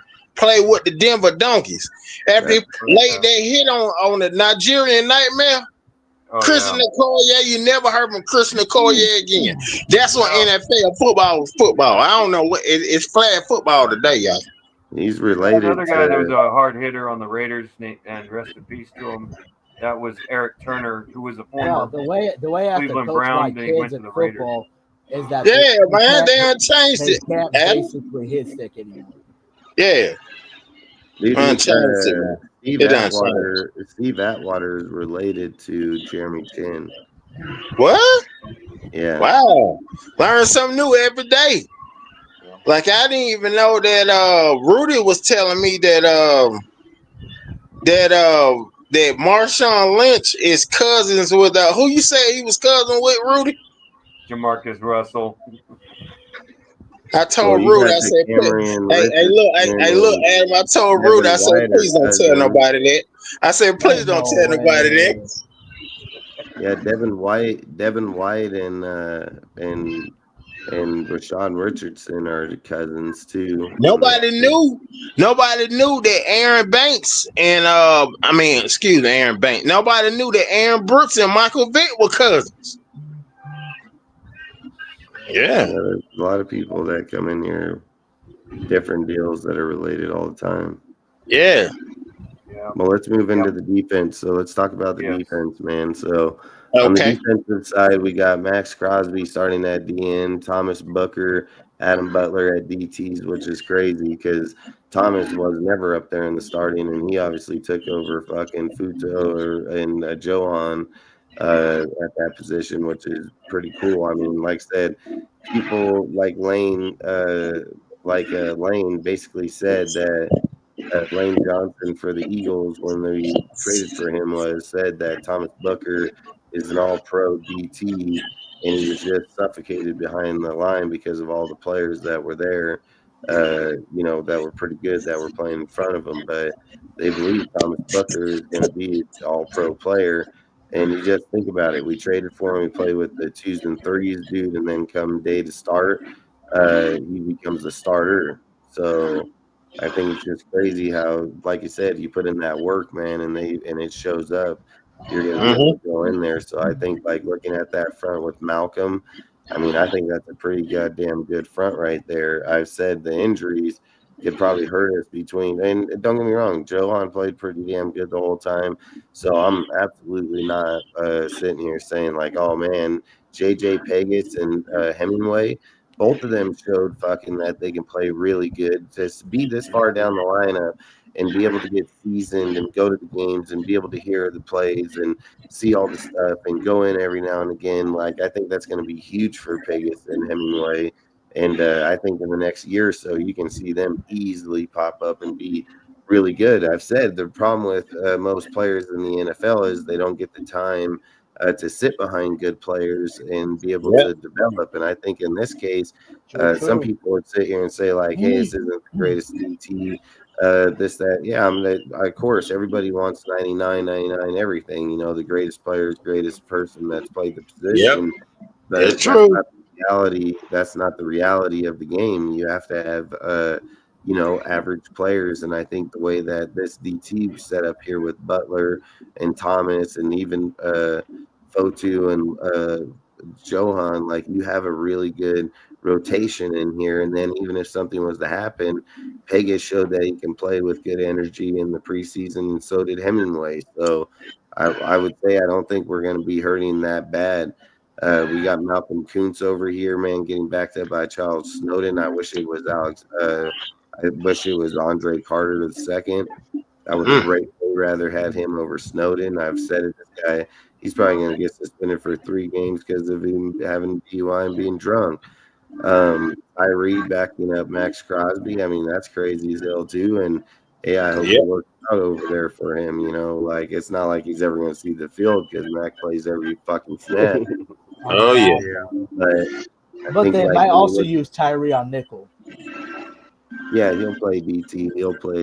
They'll move him around for sure. But I just think, like, when you look at those 4 spots, you have a really good rotation. Then you're going into your linebackers. You're looking at Pratt, Robertson, Devin White. When you're looking at Jamal, Tommy, and Jackson, the guy that we just picked up, going to be backing up those players. So, and then you got Lindenberg sitting out in the very back. So, again, another really good. I think it's a good rotational core of players in the linebacker position. Then you go into your corners. You're looking at a guy that didn't hear about the whole time. You did hear that he was was playing good, and is Darnay Holmes. So I don't know how the fuck that guy just popped up there, but whatever. Fucking. You got Kai Blue Kelly that won the fucking starting job. Same with Eric Stokes. I heard about him too. I heard he's a go-getter. Yeah, you got 2 good players down there with Darian Porter, which is right, your player that needs to develop. So again, another great rotational position. He's mostly a wide receiver turned corner. Yeah. Damn. And you got he'll get snaps for sure. Another developmental player. Getting to have those rotations. The only deal I would say here in this next one between Palomalu and fucking Chin and Chris Smith and McCollum is, like, I would have fucking not kept Chris Smith. Like, if I'm just being dead ass, I would have traded for Doug's over there. I would figure out something else. Like, and I know we probably don't want Doug's on that deal. He's got $24 million capped it, I think. But at the end of the day, I think that position for me is Chris Smith seems like a liability for us. But we'll have to wait till we get out there in the season. He could always prove me wrong. But I would say, like, the depth there is, I don't even really know who Tristan is, and I still trust him more than I do Chris Smith. So I miss Robert Spillane. Yeah, I miss him. I miss him. I miss that man. I miss him. Okay. I know. I mean, the I player know. here at linebacker has way better, higher value with the core players we got versus what Spillane does. I've said it's another deal. Like, you can have a lot of tackles. It doesn't mean that you're the greatest player. It means your other fucking teammates ain't tackling shit. So team's playing, you know. So yeah. You know, I would have at least got him to be on the straight block because he has value, and then the Patriots saw the opportunity and took it. I mean, he was a player of value. When a player of value is on your team and you can't keep him, but you want to, the best thing to do is get some value from it than nothing. When you lose nothing, then someone fucked up, you know. I mean, he should have been, and I'm not going to blame Pete Carroll or any of them. I'm going to blame Telesco or even Ziegler. One of the two should have given him a little bit longer contract. And if they did that, would have had trade value, could have traded him, you know, and got some value. That's what I was kind of mad at. And I'm not going to blame Spytek because, you know, he just came into this regime. I would have probably blamed Telesco. Yeah. So you can't really blame Spytek because, you know, he just came into this regime, and you can't do that. It wasn't his guy. It was Telesco's guy, and Telesco didn't, you know, I think it was Telesco. Always keep it in mind. People like Telesco and them study tape all day long. They watch all kind of tape. They watch all kind of fucking ways. If they felt like Spillane was a need to their team, they would have signed him. But you know what they said? Telesco was fired. They said, well, we're not giving you fucking $12 million a year. We'll just take that and go get 3 fucking linebackers. So out of those 3, somebody's gonna hit, you know, like that's all I would say is, and again, we didn't just go get 3. Like people would dick suck fucking Devin White just fucking a few years ago. Just all over get him since draft him. Oh, we fucked up on now you got the fucking guy. You know, like it's not like he's 27 years old. It's not like he's a bad fucking player. Guy's still a damn good player, you know. So you got freaking Landon Roberts, dude, that held a 94, 92 fucking run point grade. Yeah, he gonna bring it. I heard he was a good player too. You have Pratt, dude, that was over with the Bengals, dude, that was a damn good fucking linebacker. Like, you don't got slouches over here. Like, he plays good coverage, but even with the questions about Jamal Adams playing linebacker because it's not, you know, that I like playing in or he hasn't played it in the NFL at a deal. Bullshit. The guy's been in the NFL. He's a Pro Bowl player and he's played in the box numerous times throughout his career. He's known for knocking the fuck out of players. So for him to just make the transition and make the weight, I mean, you can watch it in the preseason where motherfucking the whole pile of picked up dudes trying to run out to the outside, and then all of a sudden you just seen Jamal fly through there like a fucking torpedo and just sack this motherfucker in the backfield or you know, tackle him with the halfback. Like, he's gonna be dangerous as fuck over there. So I've said it, like, it matters how they play as a unit. You know, you can have these little glances and flashes and look okay, but if you don't play that way as a unit, it's not going to fucking matter. You're just going to get fucking beat up, and you will have a few good plays, just like Max. It doesn't matter. Max is still going to go get sacks. Certain players are alpha dogs, and they're still going to get theirs. So I would say, like, with this roster, the defense is actually pretty good. You know, like, I think the defense roster here is actually pretty good. Like, when you're looking at starters and rotation, like, if Bucker pans out like Lane Johnson said, you got a great fucking player up there. You know, like, you're never going to truly know until he plays. And if he doesn't, well, we're fucking screwed anyway. We were already screwed. So what does it even matter? I like that terminology. You're screwed anyway. With no Vaseline. Ice cube. You know, like, you can't hide behind it. You just got to call it what it is. But how do you guys feel about the defense, and are you guys okay with it? Like, what do you like and what do you dislike? I'm okay with the defense. You know me, man. As long as they bring pressure to get quarterback sacks everything is out. Everything is gravy with me, man. Long as Max Crosby, he gonna bring that ruthless aggression, on every play. You got Malcolm Kuntz, he gonna come with it, after all, just look at what he did to Patricia Mahomes. And yeah. And now you got the guy they took from Seattle, who was a free safety, Josh Adams, and they moved him to linebacker. Oh man, what he did in the preseason, he like the original NBA Jam. That man was on fire. You know what I'm saying? As long as they get quarterback sacks, I love it. I love it. Get them quarterback sacks, and keep eating and keep sacking them quarterbacks up and get powered up, just like when Pac-Man used to eat them power pellets on Pac-Man. Everything is all to the good with me. For this Sunday, like Oakland's own MC Hammer said, this Sunday, just turn this mother out. The rest of y'all can go. Yeah, I was gonna say real quick. Jamal Adams. I like what he did. It was like, in the words of Craig and Smokey, damn, because that's what he did well. The only concern I'm mostly a little bit more than anything, is the run stop. That's what I'm worried about. I think Jamal would be good for stopping smaller, quick, speedy running backs. I think he can elude blockers.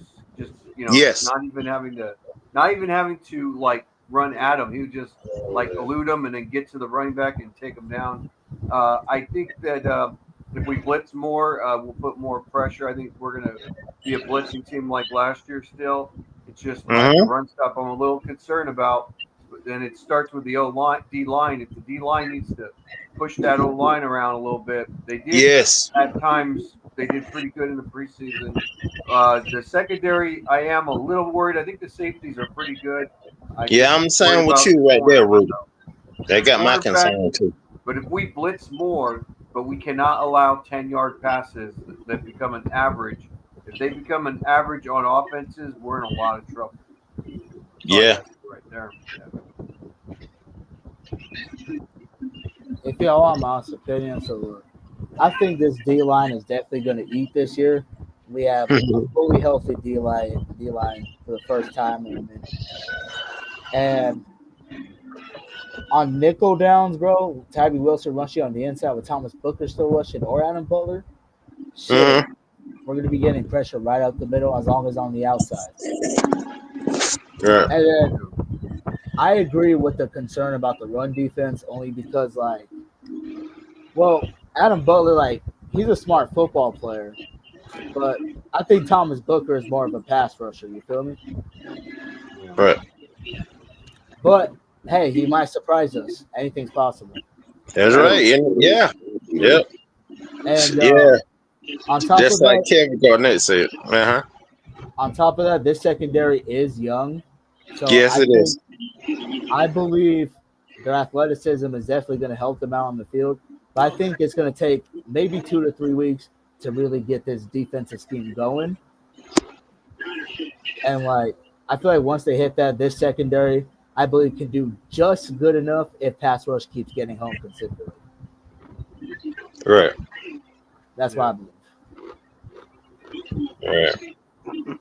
Well, for me, defensive line, I'm not that worried about, man. I think we have a lot of rotation out there. I really like the starting defensive line, especially against the run in the last game. They did a good job. They were mountain shit. And so no, for a whole game and then putting rotating players like defensive lines team, I think we have enough depth to where we could do that, get the guys fresher that way. Our linebackers, my favorite position. I'm happy with our linebacker room. Me too. Okay, Me too. Spillane's gone. Okay, he's gone. You can't cry over spilled milk. That's right. Amen. I think we I have a very deep linebacker room, and I think they have a lot of different kinds of talent. But I'll be watching. One of my favorite players I'm going to be watching is, to watch, I should say, is Jamal Adams. Like everybody's giving him praise. I'm going to throw my 2 cents in too. I mean, Jamal Adams, that dude is impressive. The way he slices through and stuff, using him on the blitzes and stuff. Cornerbacks, cornerbacks are cornerbacks. I mean, I don't think it's horrible, but I don't think it's good either. They need to play better. Yeah, That's why exactly. they're young. Yeah, Yeah, they need to melt and shit. That's They why I need said- to play like a family unit. They need That's to why play I like said- a family unit. That's why I said 2 to 3 weeks to get this defensive scheme really going. Yes. Yeah. And then Yes, safeties. I'm very happy with our safety room. I agree there. And we all know Pete loves to run cover 3.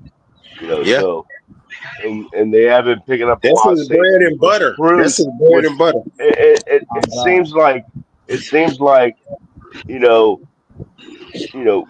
fits with why we're I was like thinking, why do we keep picking up safeties? Is there just no good corners available, or that we can afford, or what? And then Good point. I started thinking about it. Well, he runs cover 3, man. So a lot. So that makes it make sense to me anyway. But overall, I think our defense is not going to be great. Don't think we're going to be sucking. But if we get inside the top, I'd say like 17 or so, 17, 18 on defense, I think that's reasonable expectation. Because I remember last year, the NFL rankings, the Raiders was ranked number 24 in stopping the run. What y'all think it's going to be this year? What number?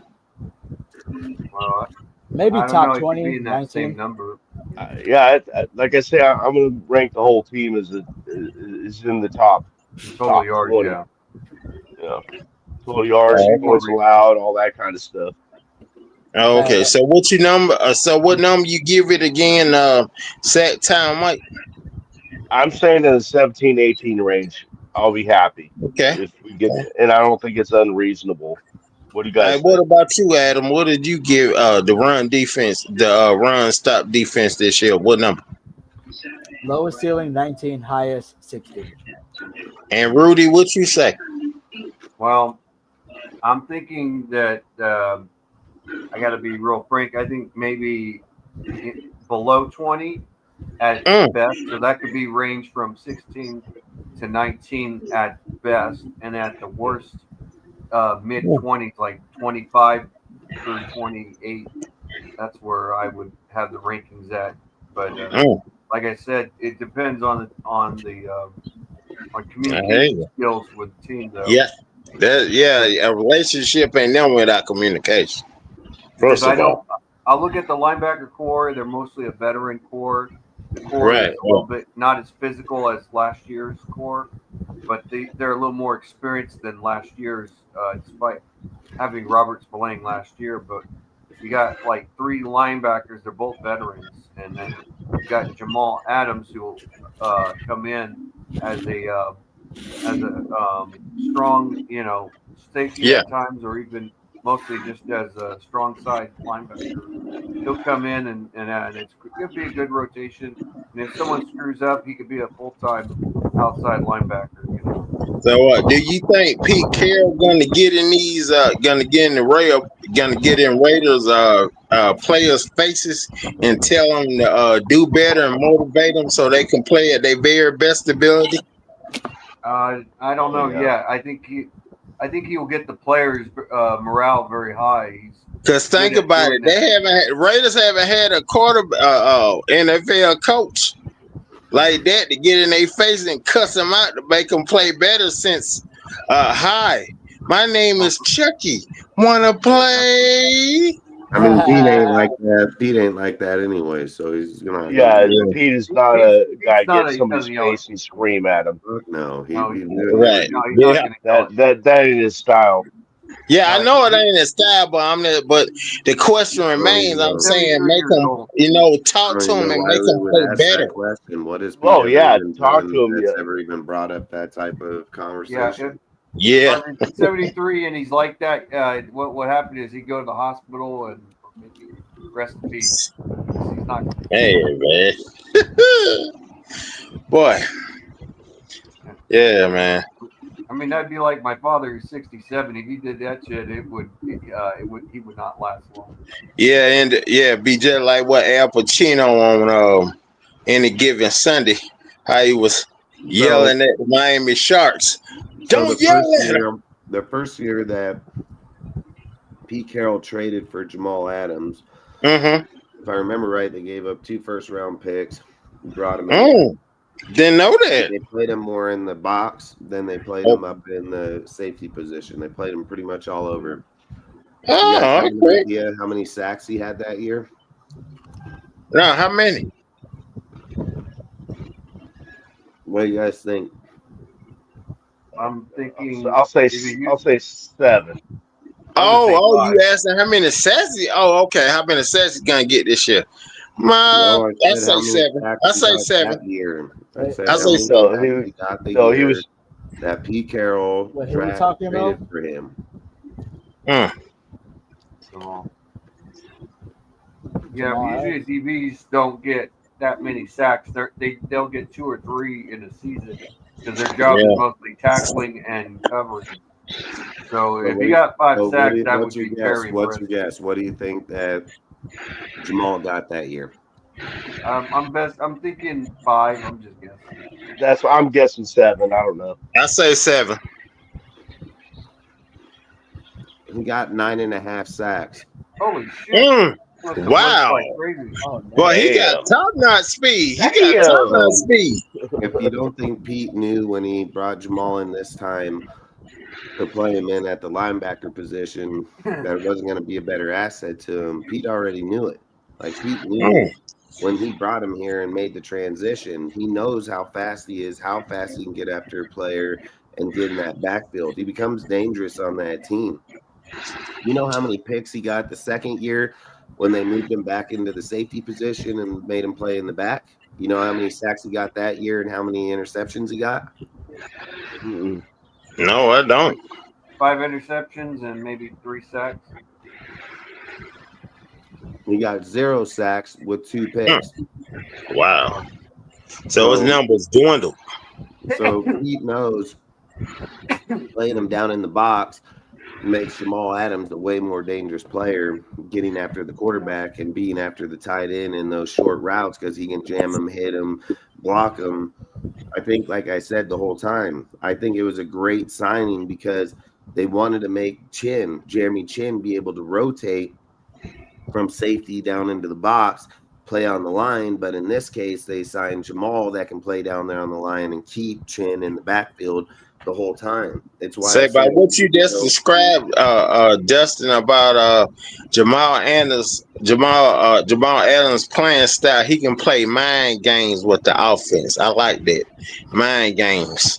Yeah. Well, the year that they played him down in the box and played him up, 83 combined tackles with 24 assists, where when they played him in the backfield, he had 87 combined with 31.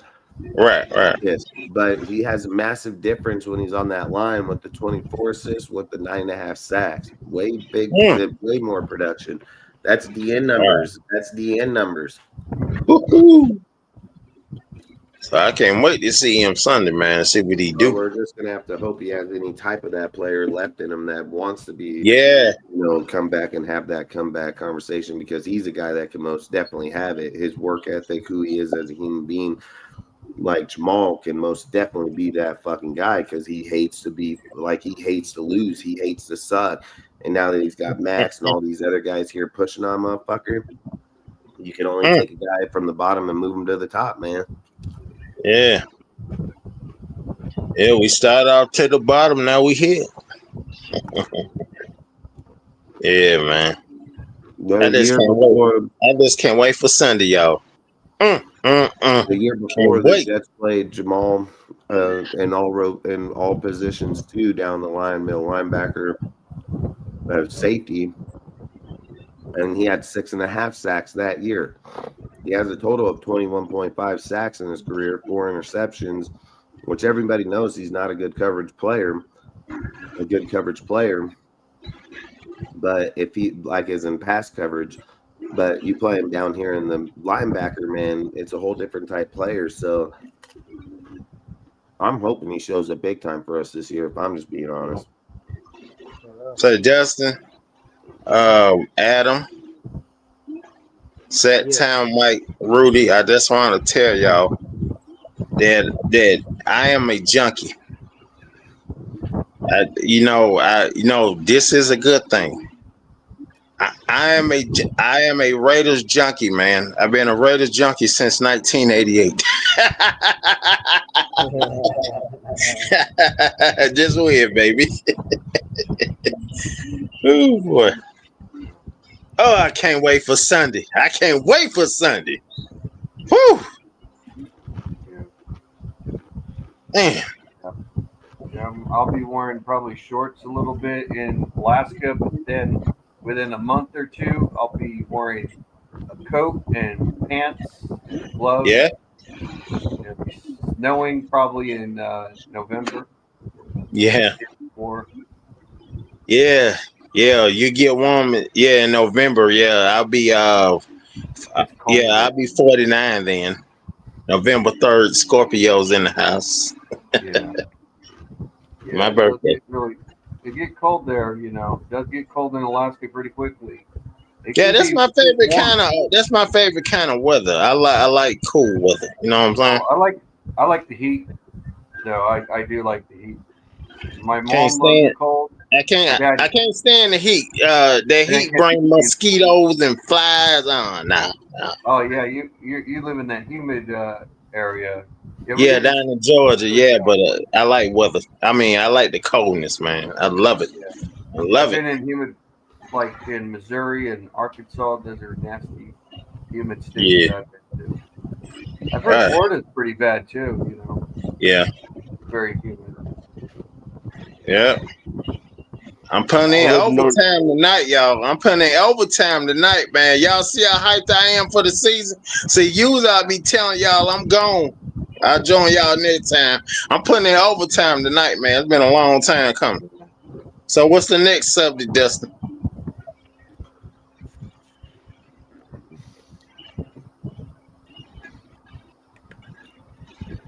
I don't know. What do you guys think about the team as a whole going into the first week against the Patriots? The Patriot. We're going against the Patriot. Hey, y'all, we're going against the Patriot Rats. They're a little bit of a new team. We are a new team, so I think it's going to be interesting. And what's their quarterback name again? What's his last name? Vrabel. What's his name? Drake Mays. Okay. All right. Definitely need to get pressure on him. Drake May. Yeah. That's him. Definitely got to get pressure on him, man. You don't want to get him. Quarterback too. He's like Josh Allen though. So they definitely don't want to get that man to get hot. Because I heard that man a bad quarterback once he started getting going. He's got Stephon Diggs. He's got numerous weapons over there right now. I saw it. He's got Henderson there, dude. I mean, they got a fucking badass little squad there offensively. Like, they're not going to touches. Plus, you have Josh McDaniels over there. That's literally stealing this team. Josh McDumbass, y'all. Oh, he over there. I've always said Josh is the worst head coach, but he's a great offensive coordinator. So, hey, Adam, my name is much better because that's what he was with the Raiders. He was a dumbass. Yeah, you just can't go in there with feelings thinking that you're going to be a guy like him when he's got good weapons. He's got a great quarterback. He has great. He wasn't good with the Rams in the OC though.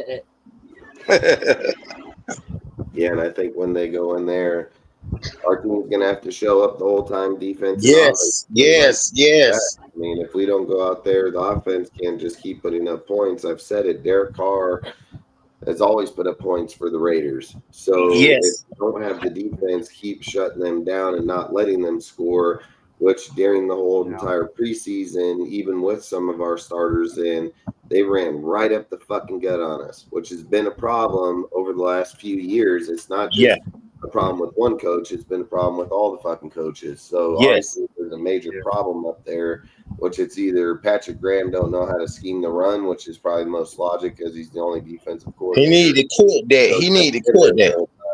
But at the end of the day, I think that'll be the Achilles heels when you're playing a guy like fucking Henderson and them over there in New England that can just pound the ball right down your fucking neck the whole entire time. So, hey, Adam. And even if they run the ball down your throat, then they have to play action because Drake May is a good quarterback. He's good accurate quarterback. He's going against these Patriots, man. It's like Heat Wave said, man. Ain't no half stepping. So he can be a good player. And I just think the team, when you looked at the team last year versus the team coming into this year, Patriots got a good team, and Vrabel. I've always said, like, I believe Vrabel's the kind of coach when he has an upcoming team, like, you know, coming together, coming up, he coaches good. It's when he trades away his talent. Like, he's just had an issue, just like in Tennessee. Once the talent was gone, then he wasn't a good coach no more. So I would just say he was not by a long shot. Logic says he has a good team. He has a good squad. So you got to be careful. And not only that, dude, he cut Peppers and he wants to trade Doug's. Like, he believes in his players there, obviously, over veteran players. Say, Dustin, who are the Patriots wide receivers? Can you tell me? Who are they? Stephon Diggs. Yeah, the Patriot wide receivers. Who are they? Well, I know they got a few. I mean, they have that young kid, dude, that's like Edelman. I can't remember that kid's name right now. Which he's a badass. That kid's a straight fucking badass. He's been a great fucking player the whole entire time. I've always said the Patriots somehow always find that Wes Welker, Amendola type player. This dude is a fucking little beast bastard. You have Stephon Diggs. You have Neil Harry, I think, is still over there. Okay. And they have another good receiver there. Fucking. So do they have a speed wide receiver?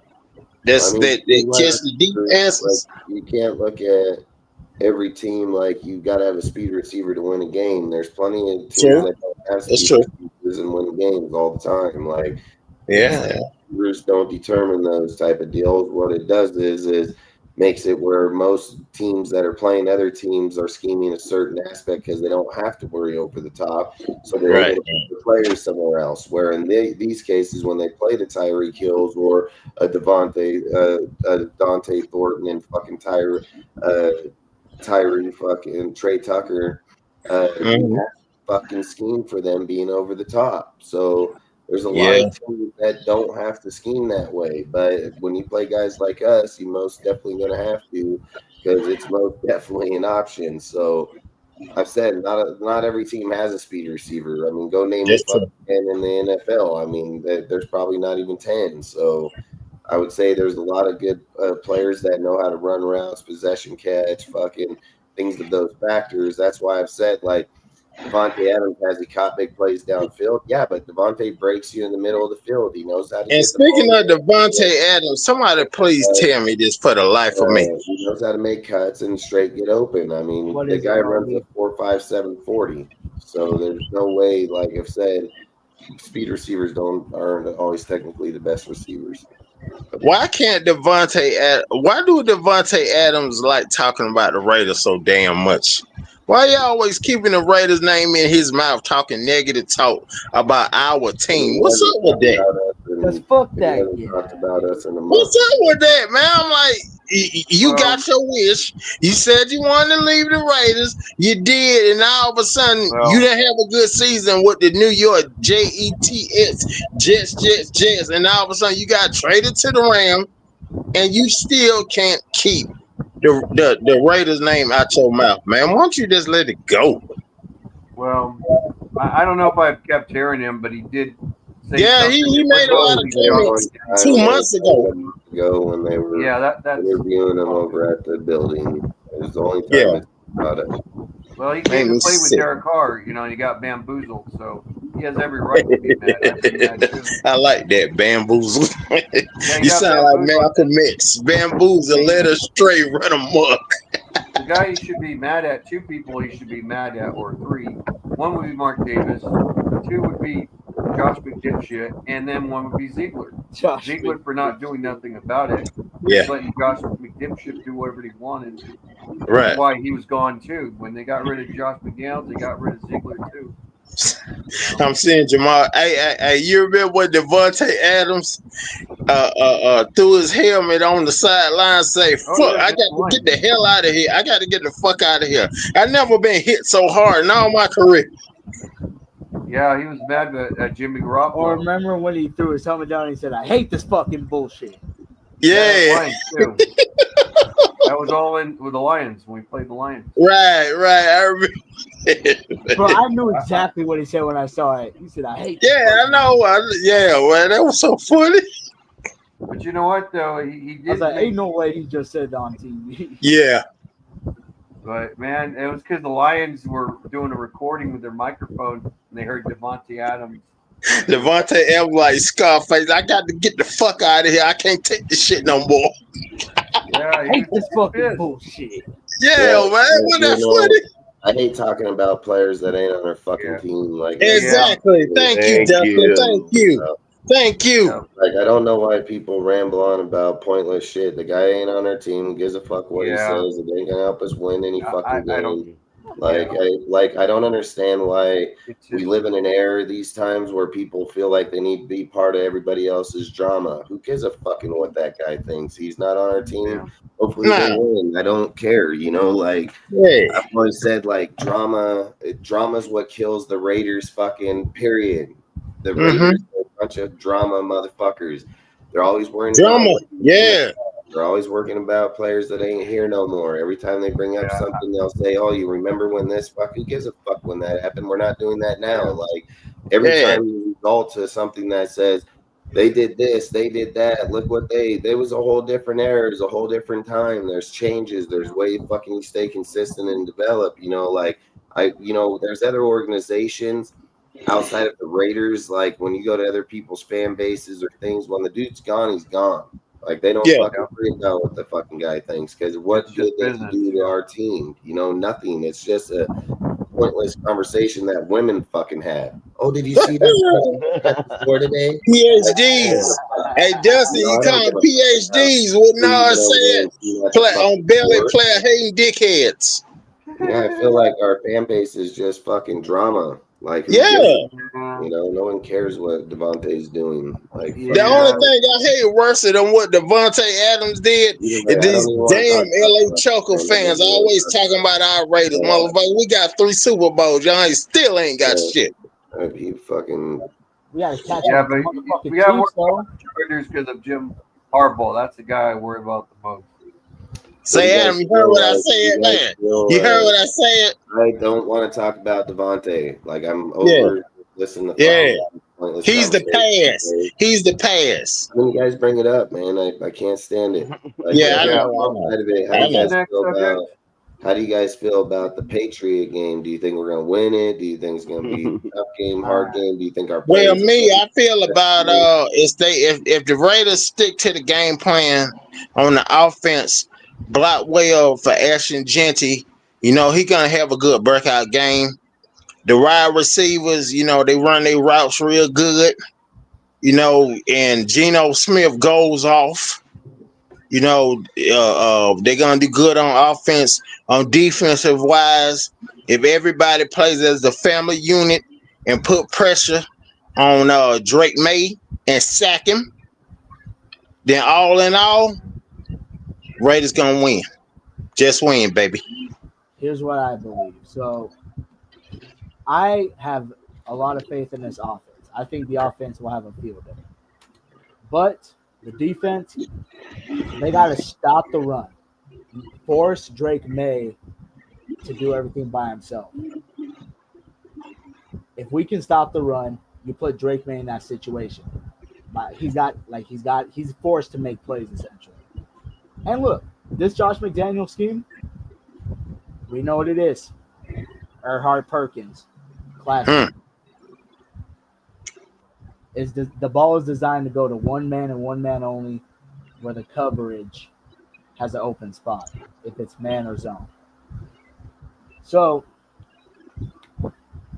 obviously we know what McDaniels could do as a play caller, but if his defensive line just does its job and fills their gaps in the run defense, allowing the linebackers to get to their gaps, I think we can come out of this game in a score of 27-17, 10-point game. Yeah. Damn it. I was gonna say is that yes, we have the experience with Geno Smith over Drake May. Drake May has more upside than Geno Smith, but experience is usually better. But we have more talent based on with the receivers and tight ends over the Patriots. The Patriots will have the defense. I think with the linebackers and I do think yes, Crosby's the better core player than their core player. But their defense, they have the slight edge against us in the defense. I think in the running game, we will have the advantage in the running and the passing. If it's a close game, it'll be a close game, like maybe a 14-10 game. If we play pretty decently. I think that they're a new team and we're a new team, so I think it's going to be a close game because if you think about it, it's going to be two teams that are not really that good. That are starting out. They become better either by mid-season or they just don't. So I'm going to say it's going to be a close game. And right now, we're already marked as a sorry team. So are the Patriots. We both are. So basically, this game is the battle of the losers, and whoever wins gets to become less of a loser. So I think we might have the slight edge in the offense spectrum. I could see us winning 14-10. That would be a little more realistic. Okay. I'm saying it's a Raider win. I mean, no ifs, ands, or buts about. Yeah, we are. I mean, I know it's a pick'em game as far as betting odds and all that kind of stuff, but we're two very, very similar teams as far as the situation we're in right now. With not only being 4-13 teams last year, whole new, we don't have a whole new coaching staff. So I'll just put it that way. And so that's kind of a worse right there, you would think. But I think Pete Carroll, I mean, Vrabel, he's a great defensive-minded coach, no doubt about it. But I don't think he can outsmart Pete Carroll. I just don't. And so I think we have the advantage there in the coaching staff. As far as the offense, I think our offense will do way better than their offense. I see defense, I see both defenses getting picked on a little bit. So I'm going to say 27-20. Oh, excuse me, 24-20. 24-20. 3 touchdowns on the field.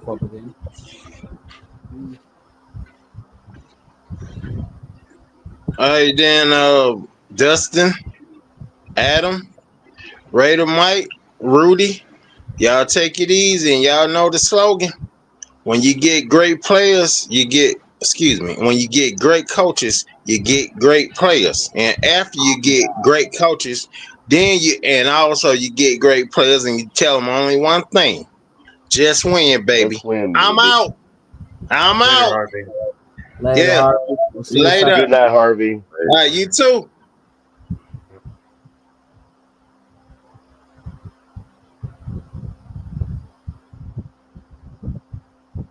Is this 25?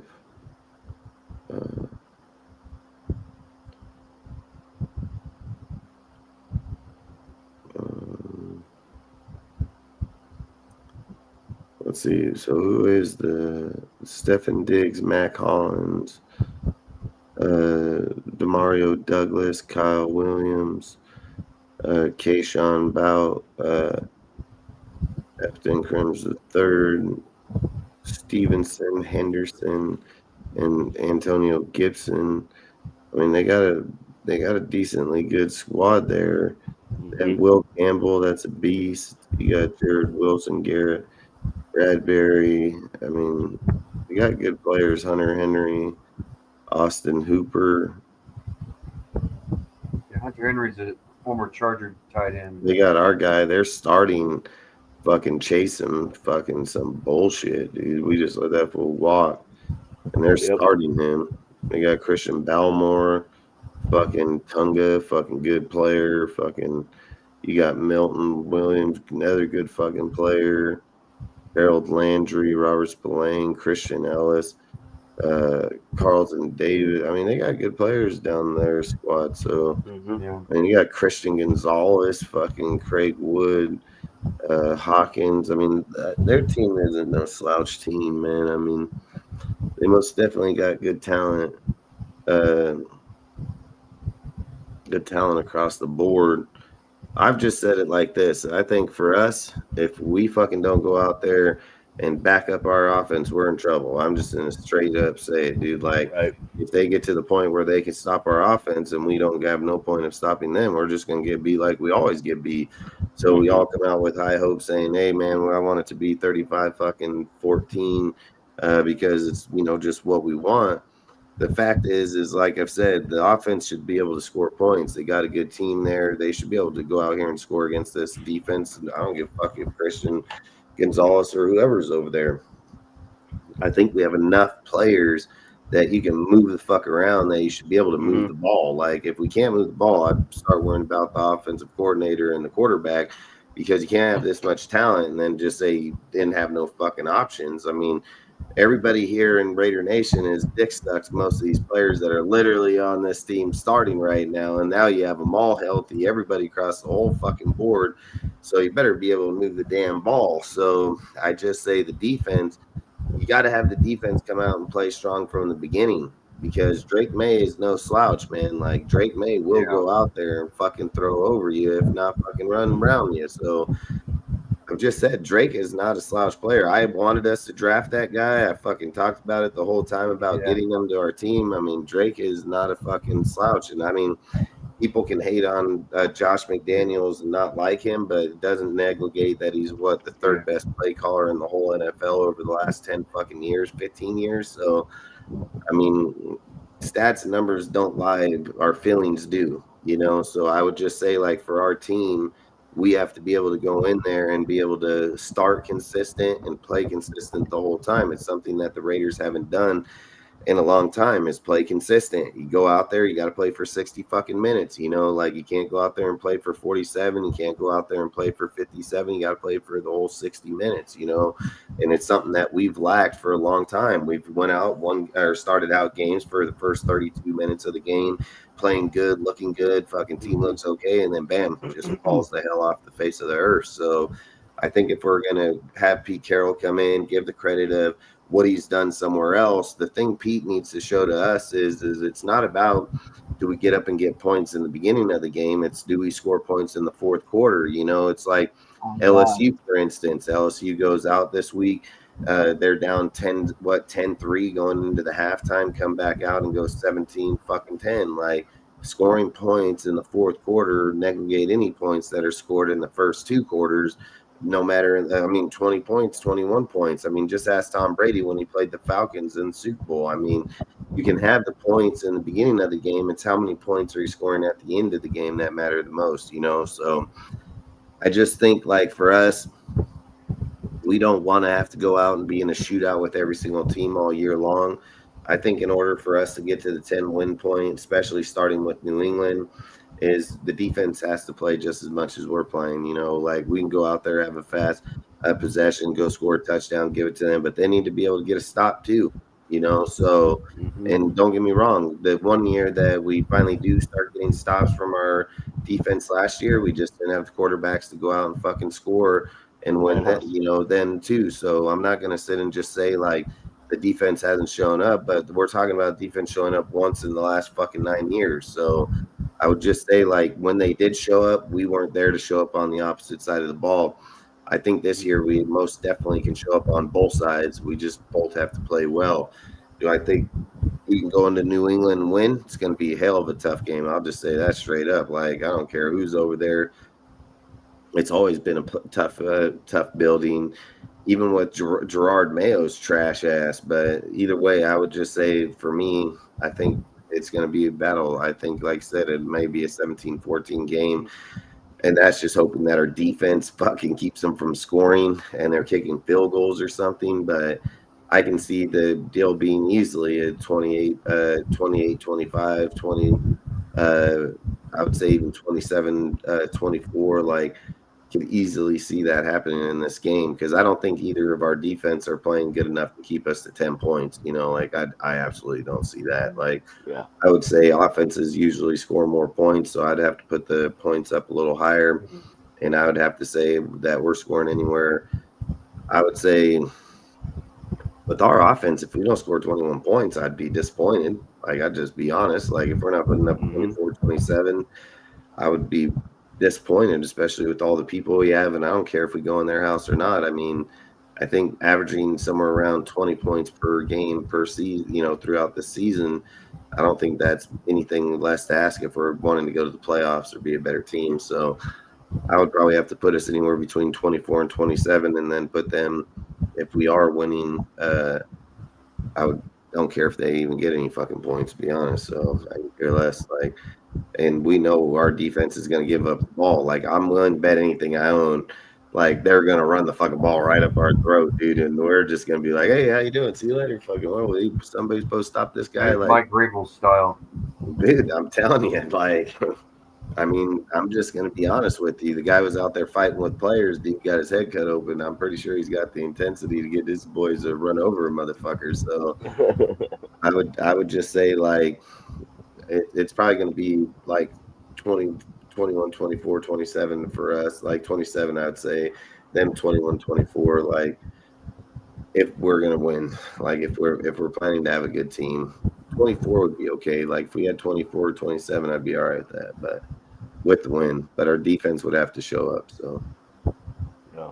Well, I mean, it's an obvious statement to make, but man, it depends a lot on our third down defense. I mean, we can't just.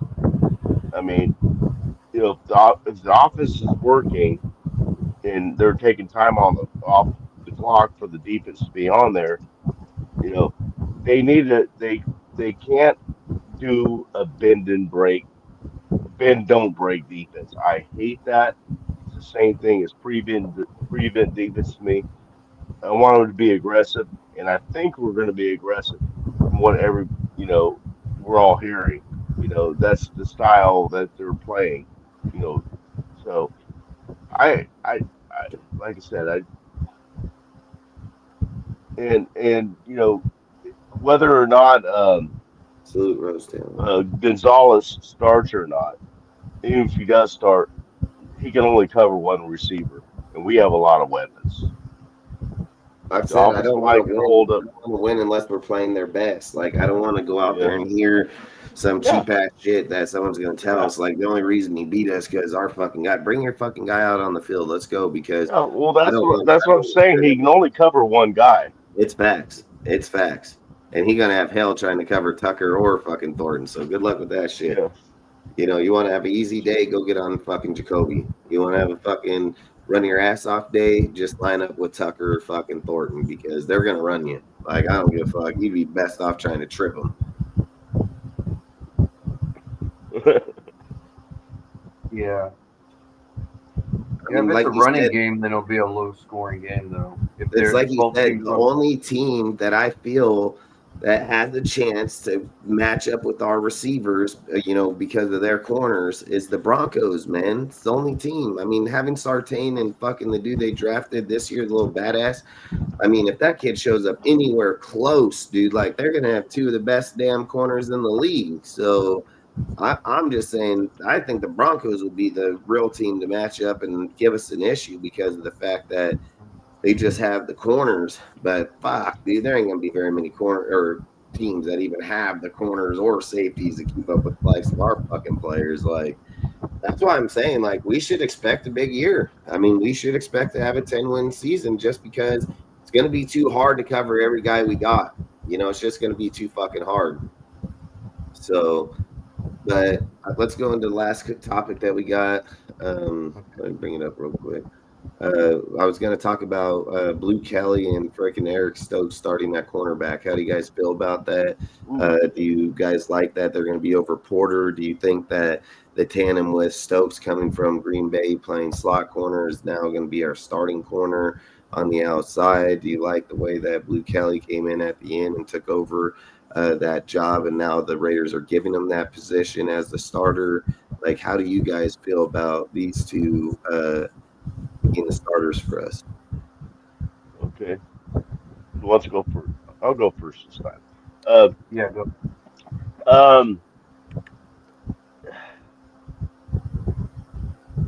I just lost my train of thought. Go ahead, somebody else. I'm sorry. All right. Yeah, that happens to me a lot too. I think with the Kelly Blue, he played very impressive, but I would be a little worried that you're going to put him like a guy that could sure be a nickelback, but now going to be an outside linebacker. He could be a little bit of a problem. And yes, Eric Stokes is a starting type of corner. He's not really like Pro Bowl shutdown corner, but he's a starting corner. He doesn't have to be a Pro Bowl shutdown if we're going to blitz a lot to cause turnovers and all that. But I do worry about, like, I know Blue Kelly played good, but he played against backups. He plays against these starters. It's going to test his mettle, see how really good he is. And you don't want to do that in the regular season. You really want to do that in the preseason. He did look really good. I'm not going to lie. He tackled pretty well. And now that Darian Porter is going to be like a backup, it's a little questioning there. But if it works, it works. I'm not going to say we're going to fail, but it kind of it gets me, as a Raider fan, questioning the defense. Putting one guy. Maybe there could be a lot of things we don't know. Maybe Darian Porter had a problem with DB coach, or even Patrick Graham or Pete Carroll, or maybe teammates. We don't know. I mean, there could be a lot of things. When a player acts out, they get demoted, no matter how good they are, because Porter would be the better corner over Kelly. But it's what Pete Carroll's going to go with, and I'm not going to say it's a bad choice or a good choice. It could be a good choice for all we know. But and Porter's not. I would say the same thing. He's not really a starting corner yet. I think he's just not quite there yet, especially a guy that transitioned from wide receiver to corner, and it's crazy, and it's hard for a player to adjust to that. And for him, it might be because they're worried about that. So maybe they're just gonna have him wait a little bit longer before maybe next year he might be the starter, or by late season they might put him in. You just never know. They want to develop him, gel him, or something maybe. But I mean, those are the logic situations, because I'll be honest with you. I mean, when I was in the draft, I wanted a corner in the first round, but I know that the best corner that got hurt, and there's these other corners that just didn't look like they're really traditional, 6th round, corners. They were more mid-first round corners, and the Raiders weren't willing to trade down, so they were more looking at the running back situation and thinking we can develop corners. We don't have to go for shutdown corner like what the Raiders did in the past with Nnamdi, who was a late 1st round pick, who was really meant to be a 2nd round pick, and he didn't start out as a starter in time. He became a starter, and he became a shutdown man-to-man corner. So we'll just have to see. Okay. I've gathered my thoughts. I apologize, Dustin. I apologize, Yeah, Rudy. you ain't got That nothing happens to every do. once in a while. I'm 62 Dude, and I'm smoking. we all do it. I mean, shit, I do. Anytime someone texts me a message and I'm on a go, I mean, it goes that fast. So I'll just be honest with you. Yeah. Well, I agree a lot with what Rudy was saying because I was kind of along the same lines as far as, you know,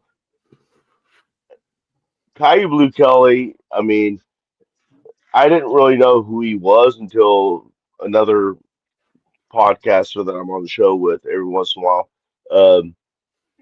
mentioned to me to watch him. So I started watching tape on him, and he's really good.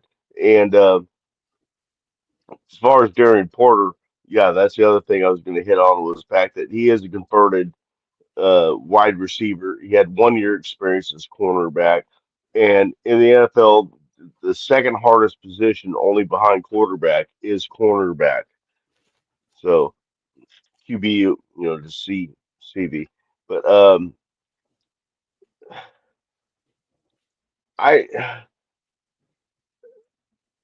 I think Porter just needs a little bit more time. I don't think a whole lot of time. I don't think there's no clashes. At least I haven't heard anything about any kind of clashes or anything like that. But no, you know, cornerback room is our cornerback room. You know, they don't. Hopefully, they don't suck. Hopefully, they just hold their own, and I think we'll be good. Yeah, I think for me, like, as much as I don't like the Eric Stokes type deal, the one thing I can say is he's been consistent the whole entire time. So if he's been playing that good the whole time, because it's really basically what he's done ever since he's got here, he's been, he's taking over that one spot, he's fucking owning it, he's playing it, he's gonna have it. So they've already looked at Eric Stokes as the starter this whole entire camp, this whole deal. So I've known that from the get-go. The Blue Kelly one is the kind of where it throws it in, because you sit and say when Porter got drafted, they brought him in, they talked big words about him, how he was covering, how he was doing this, that, the other. But the reason why I know he was the backup is because Pete said in the presser after, I think it was the Cardinal game, he said he had a chance to make a big play right there, and he fucking didn't make that play. He gave up the touchdown, which is a learning point, but it's just going to take time to do that. So I think he's looking at it like, as much as you may have wanted to start him in big moments like that, that can just cost you the game right there. And he's just looking to the next guy, which one, in our case, Blue Kelly was able to come in, get developed, play good football, is a great option to come in and take over that second spot. So if we're sitting here saying that we're going to start out with Stokes and Blue Kelly, I think we should be able to have a pretty good year. I mean, they're going to play Holmes down in the slot corner.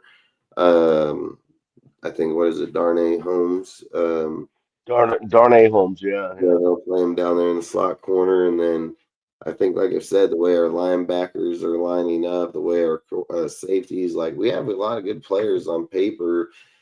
So I don't know. I would say, like, between both of them, I think that was actually a really good option to have, like, if I'm just being honest. So I wrote even an article about it in my page, dude, where, like I've said, it's, you have 2-man press corners here now. Like, you have guys that can play coverage. You got guys that can face up here. So everybody's going to get burnt. We all know that. Like, if you're unrealistic, unlogic type person where you're like, oh, he missed this play, good. Fucking the best in the NFL miss plays all the fucking time. It's what makes them so great is when it's time to be clutch, that's when they go get those plays. They were like, yeah, he burnt me on the second down, but I'm going to fucking pick you off on third, like type shit. Like, there's nothing wrong with that type of mentality. Like, we're not playing. We're having a short-term memory on the bad shit. Yeah, exactly. Like, we're not pressing X to the next play to speed shit up, dude. Like, these dudes have personal vendettas, how they're getting after people. And I've said it, you can fuck up on first, second down as long as you can make up for it on third down. That's when it matters. It's just like I said about scoring points. You can go out and put up 10 points, and then they go out and put up fucking 14 in the second half. You're beat. They only get put up 11. Like, if you're not scoring points in the time of the game that it matters most, you better be putting up fucking 50 points in the first half just to make it clear like you're not outscoring us, because 50 points would be, again, an unrealistic thing to happen. Right. So you could probably manage yourself to win them type of games, but you can't look at every game that way, or you can't just hope for luck. Like, I think having Kelly and Stokes, man, like, again, we can be a good team. I've said it. I think we can be a good team. We have players that can match up with their players and the Patriots. Like, I can see us winning this game. I can see us winning the Chargers game, you know, but I've just said, like, the team has to show the fuck up, man, as a whole, not as offense or defense. They both got to show up here, man. And if they do, I mean, we can go out here and win against good teams. I've said it, and I'll keep saying it. I've said it from day one, that if our team is to play the way it could, like, I can see us sweeping the fucking Chiefs. Like, we have players here that are the Achilles to fucking Patrick Mahomes. When they're playing good football, we keep them in line. We can get after them. We know how to scheme them. Like, there's no doubt, but we need our speed. We need our players to be pressing in the line. And I think if you got Tyree that's a faster version of himself this year, you got freaking Malcolm Kuntz, where people are saying that he's healthy and ready to go. I mean, you got a lot of options that can get after him. So, again, I've said, like, I just hope the team can play together, in my opinion. That's my opinion.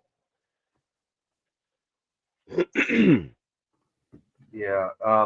If they played together, that's the thing, the C word, communication. That's what the teams that go to Super Bowls and win them are the ones who have the best communication. And it's not always having the best talent necessary, because it was proven with, like, when the Chiefs played against the 49ers, the 49ers had more talent. It was the Eagles at the time when they first played. The Eagles had way more talent than the Chiefs did, but the Chiefs were more skilled. They had more experience in the playoffs, and the Eagles were kind of green back then. But then they played them a second time in the Super Bowl, and the Chiefs were banged up, and then they took advantage of the injuries on the Chiefs, and they beat them. Patrick Mahomes, when he has no protection, he's going to go 3 and out a lot. He doesn't go 3 and out very much unless you get him pressured. And Eagles didn't even have to blitz, and they sacked him quite a bit. He had, like, no protection. But if we sweep the Chiefs, that would be because they didn't fix that offensive line situation. And I'm not saying that can't happen. It can happen, but realistically, I think at best we get a win on them. I don't think we sweep them. I don't think we're that dominant team, but we are good enough to beat them on any given Sunday. But I don't think we sweep them, though. I think it's a possibility we could beat teams in our division and go 3-3, but I think realistically we'll probably go 2-4 in our division. We're still a new team, and we got to get better. And I would say, even if we go 2-4 in our division, I would not say that's still bad. It's a small progress improvement in the division, but we just gotta not, like, try to strive to be better than what we really are. We have to just go one game at a time. That's what it is. You can't just say, well, we're going to go 10 wins or something. That's not realistic. We're more of a 7 or 8 win team, at best.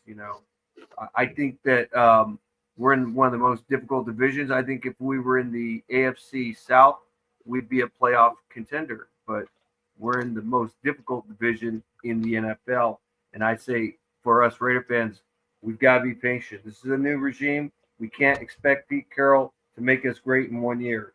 Second year, it's a different situation. But for right now, we got to be patient. I have us at 10-7. I had us. I mean, when we got Carroll and Spytek and all, because before that, I had no idea, but I still really don't. But I thought that was doubling our wins right there. And then with the draft, I think we picked up another couple wins. And so I'm saying, I've been saying it since before training camp, 10-7. 10-7 is what I think. Yeah.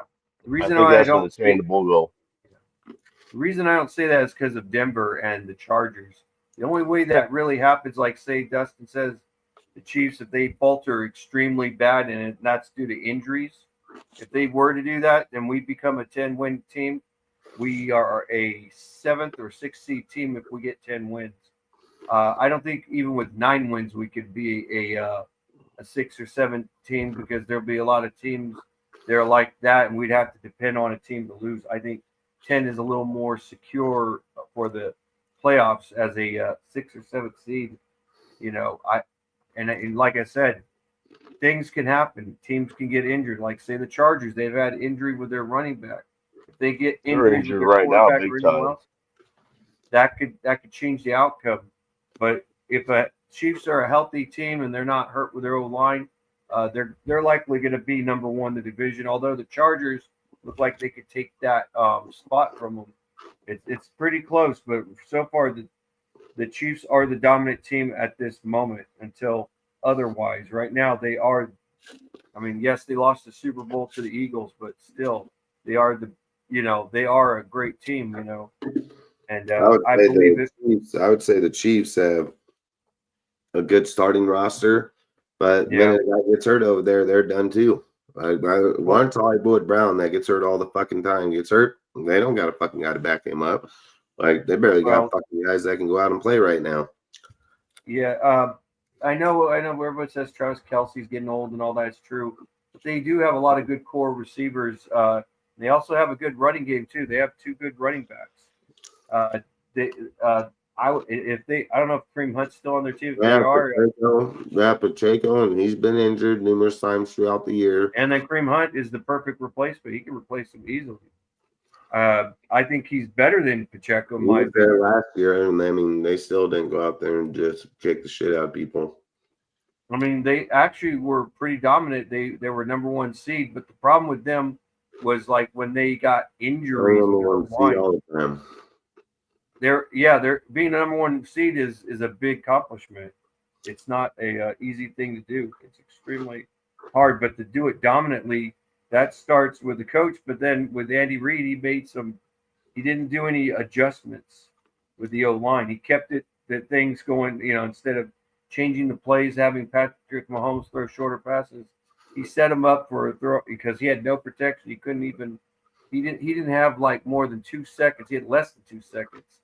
Patrick Mahomes is used to having like 3 to 4 to 5 seconds, and he didn't have that. And they got him. He kept going 3 and out, or, and when you go 3 and out a lot, the Chiefs defense played pretty damn good, for being 3 and out a lot on their offense. And because the Eagles could have put a lot more points, because there was a time they made the Eagles go 3 and out, and they were already like breathing hard and all that from making them go 3 and out. And then what did the Chiefs do?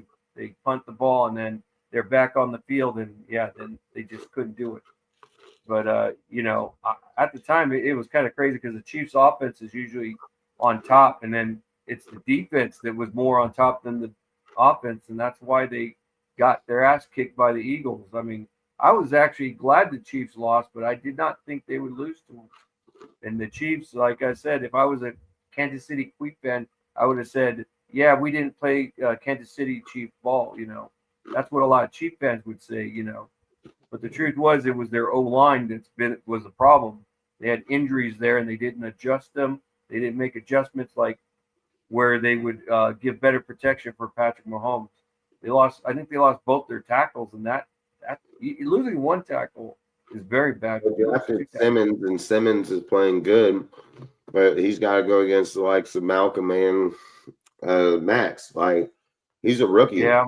Like, he's not. I don't think he's going to stop Max in there from getting over there. Yeah, no. And the Chargers fucking lost Rashawn Slater, and the minute that pocket gets collapsed on one of the other side, because now they don't have a guy that can go over there and just fucking man that, they're going to move.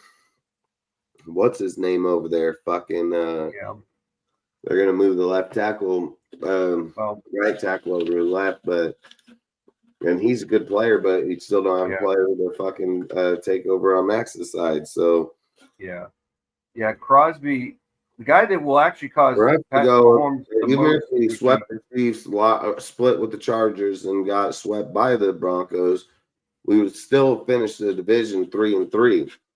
Even if we split all the games, we'd go 3-3. Like, there's a lot of ways we can yeah. still win out. I mean, realistically, yeah, beating the Chiefs once at least, and then the Chargers once, or even the Broncos once. That's a little more realistic, and it wouldn't be a bad thing if we had 2 wins in our division. It's not bad because last year we had 0 wins. So getting at least a win or 2 is better than nothing. I mean, we got real mad at ourselves because we had 0 wins. We were 0-6 in our division. You know, we were swept by the Donkeys, we were swept by the Chiefs, and we were swept by the Chargers, and it was like, oh my God, what the heck happened? You know, I mean, even with Josh McDaniels / Antonio Pierce, we weren't that bad until it was all Antonio Pierce, and we were 0-6. And I think right now, though, it's just it's more about winning in general rather than concentrating on winning in the division. It's about every game for game, we have to concentrate on just winning in general. That's what it's about. Look, we could go with 1 win and 5 losses, and we still got to say, well, it's a accomplishment. It's better than what happened last year. We could do better next year. That's how we got to have it in our say. I'm not saying thinking negative. I'm just saying be realistic, but still do better. You know, because if we put our expectations too high, then we're going to have the highest disappointment. That's all I'm saying. We don't want to put our expectations too high. We want to just be a little more realistic. And I think that we could get at least 7 to 8 wins. I'll be happy if we get 7 wins, which is better than 6 wins. But you know, Yeah, I only want 8 wins is if it's in the top 10 in drafting, and if we're not going to make the playoffs, hell, I can care if we get 2 wins just so I can have better drafting. Like, if we're rebuilding the team, we just got to eat shit or rebuild the team. But when you go 8 wins, like, that's putting you out at like fucking 10, 12, 14, and then you're trying to rebuild your team. I think you're kind of defeating the purpose of the game. Yeah. I disagree with you on one thing, Rudy. Divisional games are very important, especially if it's going to be a close division, you know, where they go to that for tiebreakers, division wins, AFC wins, stuff like that does go, you know, what help break up some ties. Yeah. Well, so they do hold more importance. But yeah, we might wins, hold wins. importance, but we fell from the mountain. We were originally with Gruden. We were in the silver ages, then we fell to the dark ages. But we can't expect to go back to silver real quickly. We got to try and get bronze at least, you know, and that's being more. I see what you're saying. But like look example for the Baltimore Ravens. Not a great passing team, but they run the ball very well. Yes, Lamar Jackson did better in his passing because of Derrick Henry, because he did more play action. They played against the Chiefs. Chiefs still dominated the Ravens. And they go home in the first round of the playoffs all the time. It don't matter how good they play regular season. But they were even a higher seed though. The Ravens improved in being a higher seed, and they did beat a playoff team. It was just when they played against the Chiefs, they'd have a better chance against Buffalo than they would against the Chiefs. And because with Patrick Mahomes, if you're just nothing but a running team mostly, he's going to tear you apart.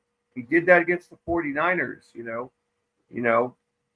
He did. I think twice. Yeah, it did twice to him. You know, I would say right now though, if we can improve our passing, I know Geno's not a gunslinger, but you know he's got a lot of talented receivers and tight ends. You know, if we could match that intensity, you know, but balance it, be a 50-50 team, could we do better? Like get close to 10 wins? Yeah, sure we can. I don't think we're a 10-win team this year.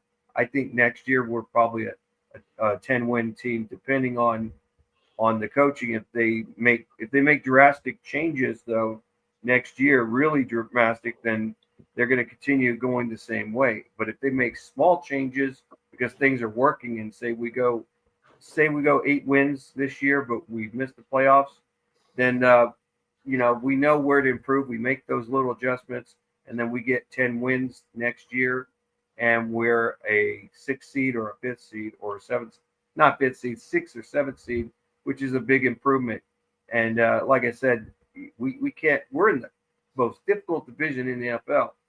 I mean, the only way we really go up is if the Chiefs, because they've had injury problems, if they stay super injured like they did before, and teams take advantage of those injuries, yeah, they could falter, and then they could drop, and the Chargers be number 1, and the Denver Broncos go number 2, and then the Chiefs are like a possible, got 10 wins. But if they really falter, and then we take advantage, and we're like a 10-win team, and they're like a 9-win team, yeah, that's a possibility. But is it likely to happen? Probably not. But if it does, that's all good, But like I said, I don't have high expectations for our team right now. I think we will improve. That's my high expectation, is improvement in growth. That's what I'm looking at. I'm not looking at us like being a playoff team this year. I think that expectation is too high right now. But just because we don't get those wins that we want doesn't mean that we're not going to be a better team. We could be a better team. It's a growth situation, not a total rebuild, but you got to make sure the players are on your team synchronized well. Once they communicate well and everything, despite the talent, you will do better. The win columns will do better. But the teams we got to do, when we get a little bit better with the better communication, then we concentrate on beating teams in our division. Really concentrate hard. But the number one thing is the C word, communication. That's the only way we're going to really win in general, is to have a good communication with our staff and players together. Because if they're not synchronized with each other, they're not going to do well. It's just like the Houston Rockets with Charles Barkley and Scottie Pippen and Hakeem Olajuwon. Great players and everything. They didn't do well because they didn't sink in right. And we got to avoid something like that. We got to have that synchronization. That's what I'm saying.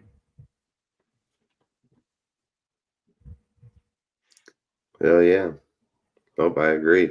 So about to end this here in a minute. What do you guys think the score and win? We'll finish it off with that score and win. If we win, I'll take it. I'll change it a little bit. I'll say 17. I'll say 17-13. We win. And we win 17-13. Okay. I got a higher scoring affair. I think it's going to be more like 24-20 Raiders. Yeah. I was thinking 23-20, but I think it'll be most definitely some field goals, some touchdowns. I agree. I think right in that area for sure. Yeah. Do you guys have anything else you want to bring up or talk about? Oh, I'm good. I'm good.